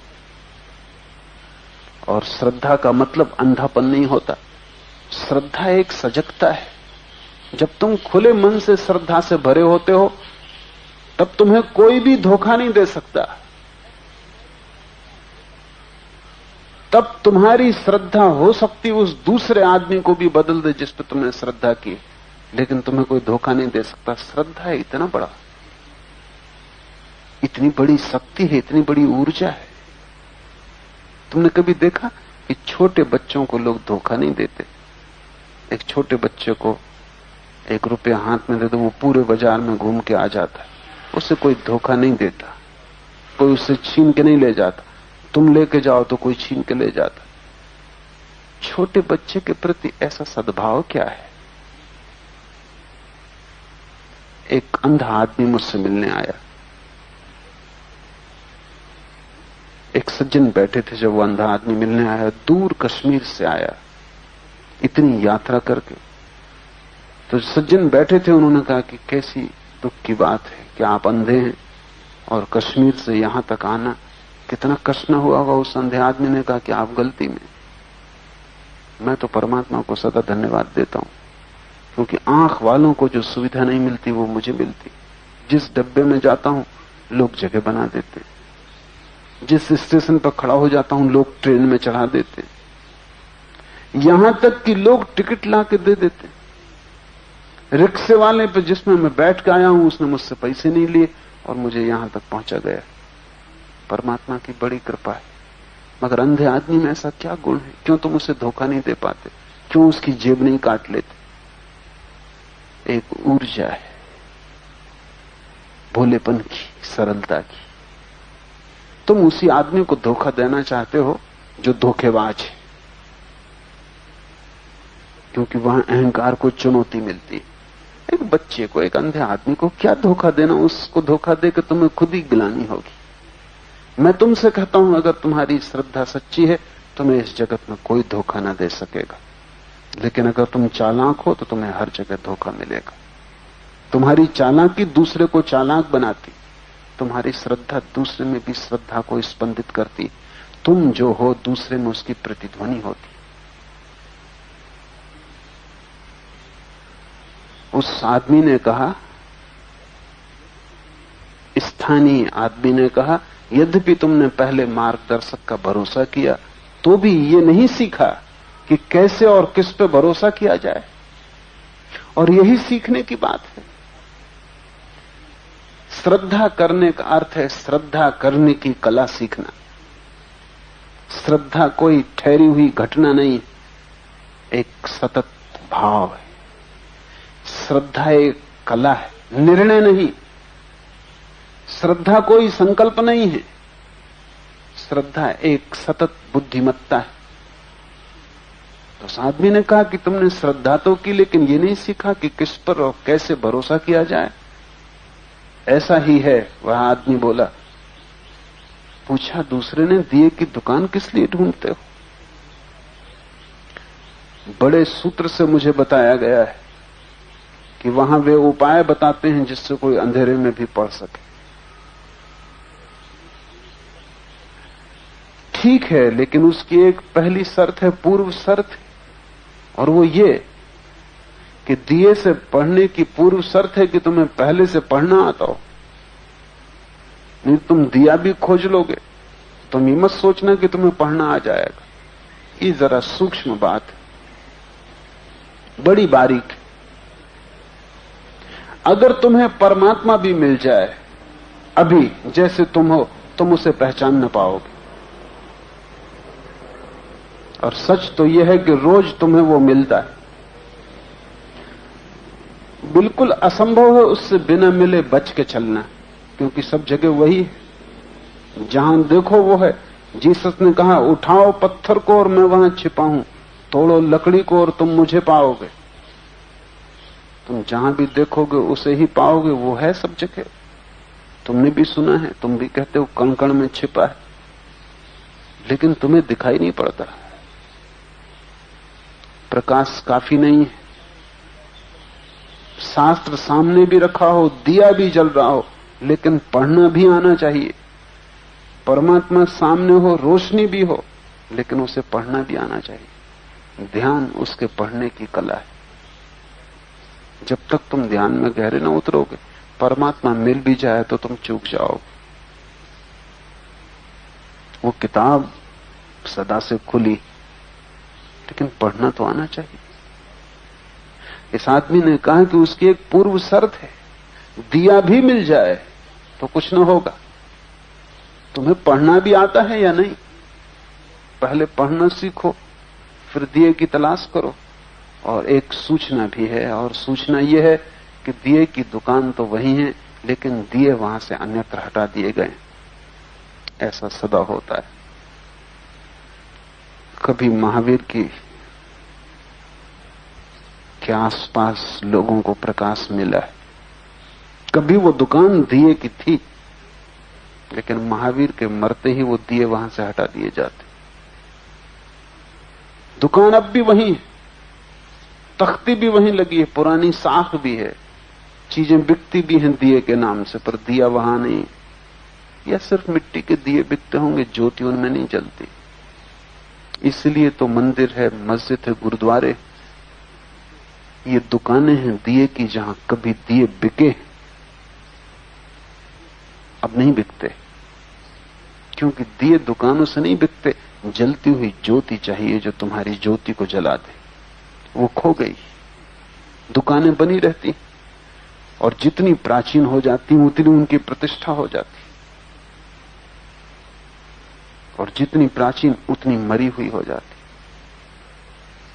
उनसे जीवन बहुत पहले हटा लिया गया है। महावीर के मरते ही बात खत्म हो गई, बुद्ध के मरते ही बात खत्म हो गई। अब तुम दुकान चलाते रहो, दिए भी बिकते रहेंगे, खोजने वाले भी आते रहेंगे, दिए भी खरीदते रहेंगे, लेकिन रोशनी न होगी।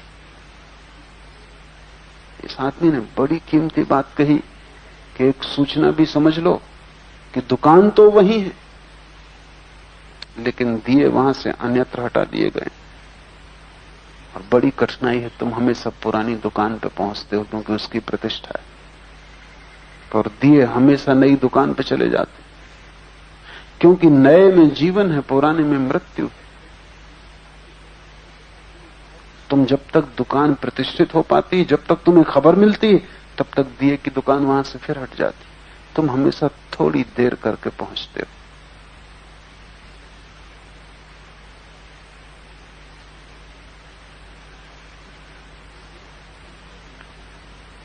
तुम हर जगह थोड़ी देर करके पहुंचते हो,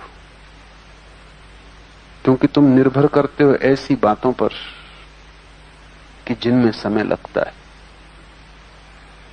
तुम्हें नया गुरु तो पहचान में भी नहीं आ सकता, लेकिन दिया वहां होता है। तुम्हें पुराने गुरु पहचान में आते हैं, लेकिन पुराने गुरु अब है नहीं, वो जा चुके। दुकान है वहां कायम है, वहां सब काम धंधा चलता है, लेकिन सिर्फ जीवन वहां से अन्यत्र हट गया, वो रोज हट जाता है। दिया क्या है ये मैं नहीं जानता, उस आदमी ने कहा। तुम जानते हो कि परमात्मा क्या है जिसको तुम खोज रहे हो? तुम जानते हो आत्मा क्या है जिसकी तुम तलाश कर रहे हो? वैसे ही वो आदमी बोला, दिया क्या है ये मैं नहीं जानता, लेकिन इतना साफ है कि दिए की दुकान वह है जहां वैसी तरकीब का पता मिलता है। दिए का तुम्हें पता नहीं, तुम दिए की दुकान कैसे खोज लोगे? लेकिन भाषा में बात समझ आ जाती। कथा दिए का मुझे भला पता ना हो कि क्या है, लेकिन इतना मैं समझ सकता हूं, दुकान वो जगह है जहां उस तरह की तरकीब बिकती है जिसको लोग दिया कहते हैं।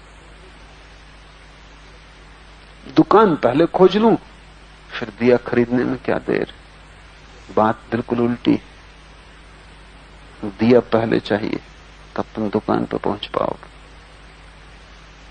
थोड़ी सी रोशनी की झलक चाहिए, तभी तुम खोज में ठीक मार्ग खोज पाओगे। थोड़ा सा स्वाद चाहिए, सद्गुरु के निकट तुम्हें स्वाद मिलेगा। जिसने खुद चखा है वही तुम्हें चखा सकेगा।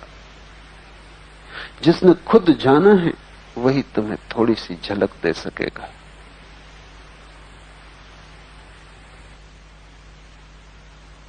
पंडित के पास तुम्हें शब्द मिलेंगे, शब्द बड़े कीमती, पुराने, हीरे जवाहरातों से जड़े।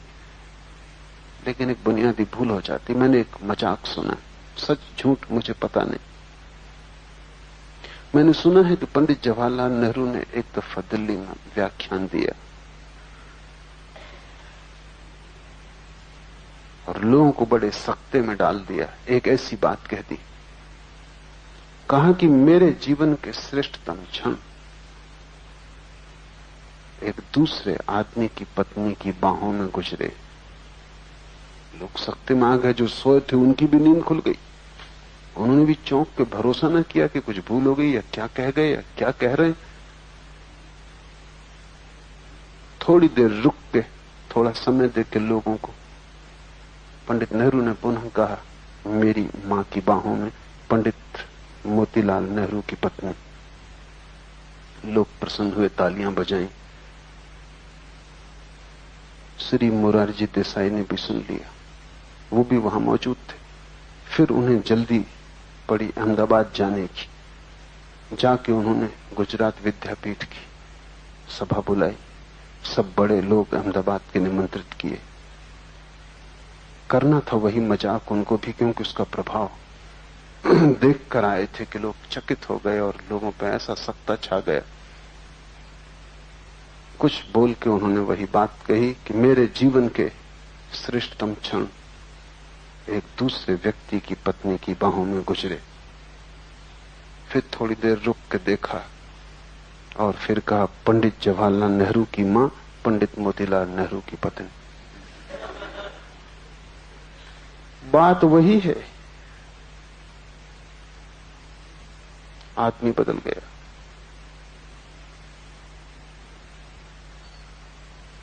शब्द वही है, अर्थ बदल गया। और पंडित ऐसे ही दोहरा रहा है महावीरों को, बुद्धों को, कृष्णों को।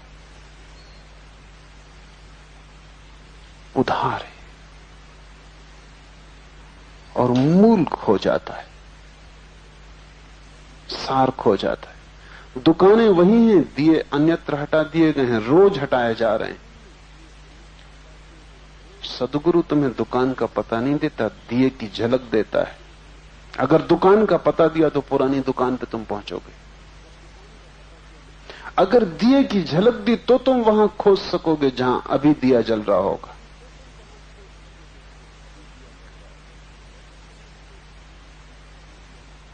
वो आदमी बोला, स्थानीय आदमी, सिद्ध पुरुष, वो बोला, लेकिन दिए की दुकान के दो भिन्न भिन्न अर्थ हो सकते हैं। एक वह जहां दिए मिलते हों और दूसरा वह जहां दिए कभी मिलते थे। तुम किस दुकान को खोज रहे हो, जहां दिए मिलते थे या जहां दिए अभी मिलते हैं? तुम जो सूचना लाए हो बड़ी पुरानी,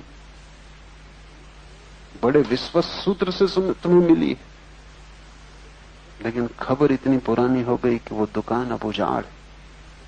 ऐसा भी नहीं है कि वहां बिक्री नहीं चल रही, बिक्री वहां चल रही। भीड़ वहीं मिलेगी तुम्हें, क्योंकि दुकान का पुराना नाम है और बाजार में तो पुराने नाम की बड़ी प्रतिष्ठा होती। क्रेडिट। अगर मैं वह बोलूं जो मैं जानता हूं तो थोड़े लोग सुनने आएंगे, अगर मैं कृष्ण की गीता पे बोलूं तो हजारों लोग सुनने आएंगे। क्रेडिट, पुरानी दुकान।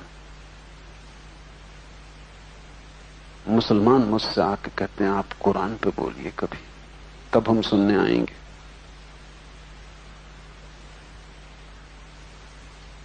वो दुकान से बंधे, वहां दिया कभी था, सच। अब नहीं है, ये भी उतना ही सच। लेकिन दिए कोई वो नहीं पहचानते, तो वो कैसे पहचाने कि दुकान अब खाली है, वहां कुछ बिक नहीं रहा, सिर्फ पुराना नाम बिक रहा है। तुम ये बात सिद्ध नहीं कर सकते, उस आदमी ने क्रोध से कहा कि दिए की दुकान के दो अर्थ होते। पहला आदमी इतनी लंबी चर्चा सुन के थोड़ा हैरान हो गया। उसने कहा कि देखो तुम्हें लोग बेवकूफ कहेंगे, ये बात सिद्ध करने की नहीं, साफ है, जाहिर है कि दिए की दुकान के दो अर्थ हो सकते हैं। अतीत में कभी बिकते थे, आप बिकते, तुम किसको खोज रहे हो? ये सुन के वो दूसरा आदमी भी क्रोध में आ गया और उसने कहा कि अनेक लोग तुम्हें ही बेवकूफ कहेंगे, या शायद तुम उससे भी बुरे हो। बेवकूफ नहीं हो, चालाक हो, तुम्हारा इरादा कुछ और है। तुम मुझे वहां भेजना चाहते हो जहां तुम्हारे दोस्त दिए बेचते। तुम्हारी तरकीब में समझ गया, तुम्हारा मतलब साफ, तुम किसी के एजेंट हो। तुम वहां भेजना चाहते हो जहां तुम्हारे दोस्त दिए बेचते, या तुम चाहते हो कि मुझे दिया उपलब्ध ही न हो, मैं अंधेरे में ही भटकता रहूं।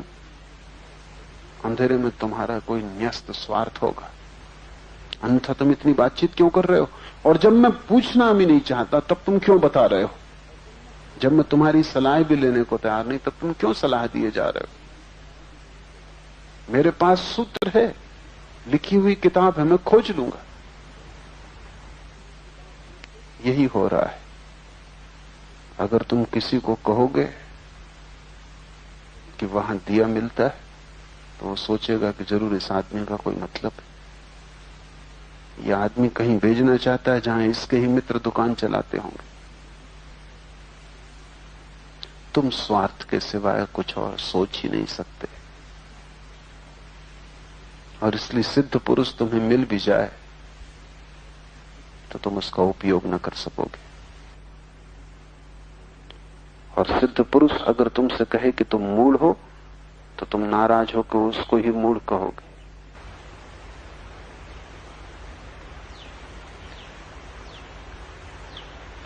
उस आदमी ने कहा मैं उससे भी बुरा हूं। तुम्हें दिए की दुकानों का वचन देने और वहां तुम्हारी समस्याओं का हल होने का भरोसा कराने के बजाय मैं पहले ये जानना चाहूंगा कि तुम पढ़ भी सकते हो, कि तुम वैसी दुकान के करीब हो, या कि तुम्हारे लिए और ढंग से दिया प्राप्त किया जाए। उस आदमी ने कहा कि मैं उससे भी बुरा हूं, क्योंकि मैं तुम्हें कोई आश्वासन न दूंगा। तुम्हें वे आदमी बुरे मालूम पड़ते हैं जो कोई आश्वासन नहीं देते। तुम उन गुरुओं के पीछे जाते हो जो तुम्हें आश्वासन देते हैं, जो कहते हैं सब दिला देंगे। सदगुरु तो तुमसे कहेगा सब छीन लेंगे। ये आदमी ये तो बता ही नहीं रहा कि दुकान कहां है। ये कह रहा है कि पहले तो मैं तुमसे ये भ्रम छीन लेना चाहता हूं कि तुम्हें पढ़ना आता है। पहले तो ये पक्का हो जाए कि तुम्हें पढ़ना आता है या नहीं। और दूसरी बात ये पक्की कर लेनी जरूरी है कि तुम कहीं दिए की दुकान के करीब हो या बहुत दूर, क्योंकि यात्रा उसी पर निर्भर होगी कि तुम कहां हो। दिए की दुकान से यात्रा तय नहीं होती, तुम कहां हो वहीं से यात्रा शुरू होगी। पहला कदम तो वहां उठाना होगा जहां तुम हो। तो पहले तो ये पक्का हो जाए कि तुम्हें पढ़ना आता है या तुम्हें पढ़ना सिखाया जाए। उस पढ़ने का नाम ध्यान है, उसको सूफी जिक्र कहते हैं। स्मरण, परमात्मा का स्मरण, उसकी सतत रटन, उसकी याददाश्त। वो भूले ना, हर घड़ी याद में बना रहे। उसकी रिमेम्बरेंस, जिसको कबीर ने सुरति कहा है, बुद्ध ने स्मृति कहा है, उसको सूफी जिक्र कहते हैं। उसकी ही याद बनी रहे, सब कुछ चलता रहे बाहर, लेकिन भीतर उसकी धुन बजती रहे। वो पढ़ना, सूफियों की भाषा में वो जिक्र, परमात्मा का स्मरण पढ़ने की कला है। वो पहले सीखना पड़े, नहीं तो परमात्मा तो मिल जाएगा, तुम पढ़ न पाओगे। और किताब उसकी खुली ही है, वो खोया कब, तुम्हें पढ़ना नहीं आता। और दूसरी बात ये जानना जरूरी है कि तुम कहीं दुकान के करीब हो, कितनी तुम्हारी दूरी है, उस पर ही साधना का पथ निर्भर होगा। इस बात को ठीक से समझ लो। शास्त्र तो मरी हुई बात है, उसमें विधि भी दी हो तो भी तुम उस विधि का उपयोग न कर सकोगे, क्योंकि कोई सामान्य विधि नहीं होती। प्रत्येक व्यक्ति अलग अलग जगह खड़ा है, और जो जहां खड़ा है वहीं से विधि शुरू होती। तो ये भी हो सकता है जो दूसरे के लिए मार्ग है तुम्हारे लिए भटकन हो जाए, और जो दूसरे के लिए दवा है तुम्हारे लिए जहर हो जाए, और जिससे दूसरा पहुंचा है उसी के कारण तुम न पहुंच पाओ। कोई पूरब की तरफ चला क्योंकि वो पश्चिम में खड़ा था, तुम दक्षिण में खड़े हो कि तुम उत्तर में खड़े हो। तुम्हारी यात्रा भिन्न होगी, तुम्हारी दिशा अलग होगी। इसलिए सद्गुरु पहले तो ये पक्का करेगा कि तुम दुकान के करीब हो, दिए की दुकान के करीब हो, दूर हो, कहां हो, किस दिशा में हो, कैसे खड़े हो। सद्गुरु प्रत्येक शिष्य को पृथक विधि देगा, क्योंकि प्रत्येक शिष्य भिन्न है। जन्मों जन्मों की यात्रा में उसके अलग अलग कर्म, उसकी अलग अलग जीवन स्थिति, अलग बंधन, उसने अलग ढांचा ग्रहण कर लिया है। उस ढांचे को तोड़ने के लिए अलग अलग व्यवस्था करनी पड़ेगी।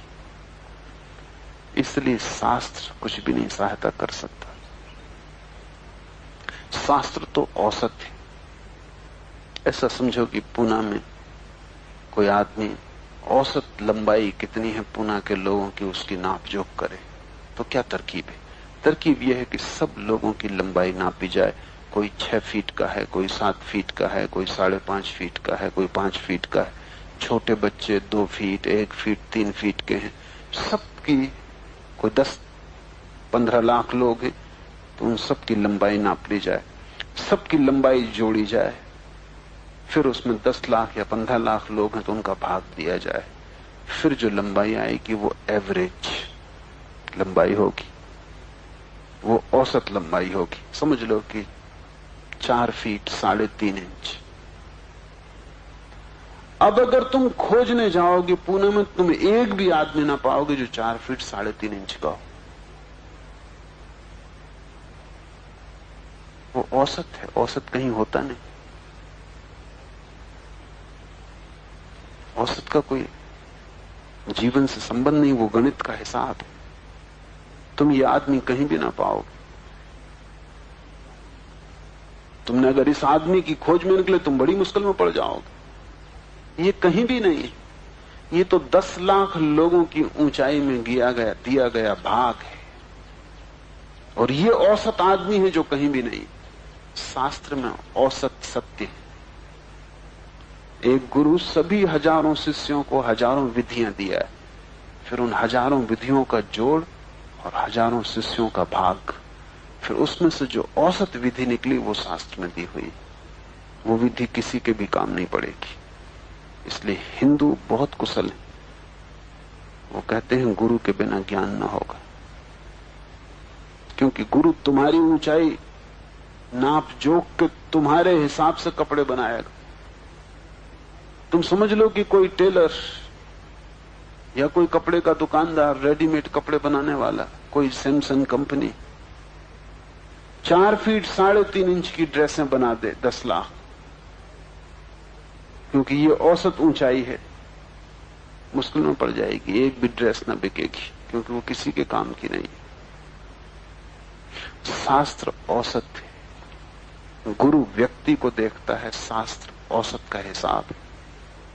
और औसत से तुम न पहुंच सकोगे, वही ये आदमी कह रहा है कि देखना पड़ेगा तुम पढ़ना जानते या नहीं, देखना पड़ेगा तुम कहां खड़े हो, किस दिशा में, मंदिर के कितने दूर या कितने पास, द्वार के निकट या विपरीत, पीठ किए हो या मुंह, ये सब बातें जाननी पड़ेंगी। मैं बहुत बुरा आदमी हूं, मैं तुम्हें आश्वासन नहीं दे सकता। और सब जांच करके ये सोचना पड़ेगा कि तुम्हें दुकान का पता दिया जाए या कि तुम्हारे लिए और ढंग से दिया प्राप्त किया जाए, क्योंकि बहुत ढंग है। आवश्यक नहीं है कि तुम्हें दुकान पर भेजा जाए। कभी कभी जरूरी होता है गुरु स्वयं दिया लेके आ जाए और तुम्हें दे दे। कभी जरूरी होता है कि कुछ अप्रत्यक्ष ढंगों से तुम्हें वहां भेजे।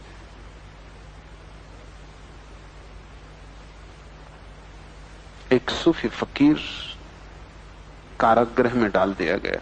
सम्राट नाराज था और डर था कि उसने कुछ खजाना छिपा रखा है, और हीरे उसके पास बहुमूल्य हैं जो वो दे नहीं रहा है। और ये वहम इसलिए पैदा हो गया था कि वो अक्सर कहता था कि मेरे पास हीरे हैं, आओ ले लो। वो किसी और हीरों की बात कर रहा था, वो इस संसार की हीरों की बात कर ही नहीं रहा था। लेकिन राजा को खबर मिली कि वो आदमी कहता मेरे पास हीरे हैं, आओ ले लो। वो पकड़ लिया गया। राजा ने उसे बहुत सताया। उसने बहुत कहा कि मैं किन्हीं और हीरों की बात कर रहा हूं, पर राजा ने कहा कोई भी हीरे हो लेकिन दिखाओ। हीरे तो होंगे, कोई भी ढंग के हो, लेकिन मैं बिना देखे तो मैं नहीं छोड़ूंगा। उसने बहुत कहा कि ये हीरे ऐसे हैं कि दिखाई नहीं पड़ता। राजा ने कहा ज्यादा चालाकी मत करो, हमने कभी सुना ही नहीं कि ऐसे हीरे भी हो सकते हैं जो दिखाई न पड़ते हो। पिटोगे कुटोगे, रास्ते पे आ जाओगे, बड़ी मारपीट की। उसके पास एक छोटा सा खेत था। वक्त फसल बोने का आ गया। उसने पत्नी को एक पत्र लिखा कि देख, किसी को बताना मत, हीरे मैंने खेत में गड़ा रखे। पत्र तो पढ़ लिया गया। जेल से बाहर निकला, राजा ने 1000 आदमी भेज दिए कि खोद डालो पूरा खेत। पूरा खेत खोद डाला, वहां कोई हीरे वीरे तो थे नहीं। पत्नी बड़ी हैरान हुई कि ऐसा क्यों लिखा है, क्या मेरे पति को भी वहम हो गया है हीरों का? मैं तो जानती हूं कि वो हीरे अध्यात्म की बात थी, ये क्या मामला है? फिर दूसरा पत्र पति का आएगा, फसल बो दो। ये तो सिर्फ खेत को खुदबाने की तरकीब थी। तो गुरु खोजेगा रास्ता प्रत्यक्ष या परोक्ष। जरूरी नहीं कि तुम्हें दिए की दुकान पे भेजे, किसी और दुकान पे भेजेगा और बहाने से दिए की दुकान मिल जाए। क्योंकि अगर तुम तिरछे चलने वाले हो तो तुम्हें सीधा रास्ता बताना ठीक नहीं, तुम्हें थोड़ा तिरछा चलाना पड़ेगा, तभी तुम सीधे चल पाओगे। ये तुम पे निर्भर करता है कि तुम कैसी हालत में हो, तुम क्या समझ सकोगे, तुम्हें कैसा लक्ष्य दिया जाए, तुम कौन सी भाषा पकड़ोगे, तुम चल सकते हो या नहीं, तुम्हारी स्थिति कैसी है, इस पे तय होगा। उस आदमी ने कहा और फिर सोचा जाएगा कि क्या तुम्हें किसी और ढंग से दिया जाए, उसकी खोज किसी और ढंग से की जाए। उतने ही ढंग हैं जितने खोजी, उतने ही पथ हैं जितने यात्री। सत्य तो एक है, मार्ग अनेक है। गुरु ही तय कर सकता है कि किस मार्ग से तुम पहुंच सकोगे। ये कहानी बड़ी महत्वपूर्ण है। ये तुम्हारे लिए, तुम भी उस पहले आदमी की तरह हो। तुम्हारे पास भी कुछ लिखे हुए पुर्जे, तुम्हारी भी श्रद्धा कहीं ना कहीं बंधी है और अटकी। तुम भी चर्चा कर रहे हो बातचीत के लिए, तुम उसकी खोज कर रहे हो जिसका अर्थ भी तुम्हें पता नहीं, और तुम बंधे हुए मार्ग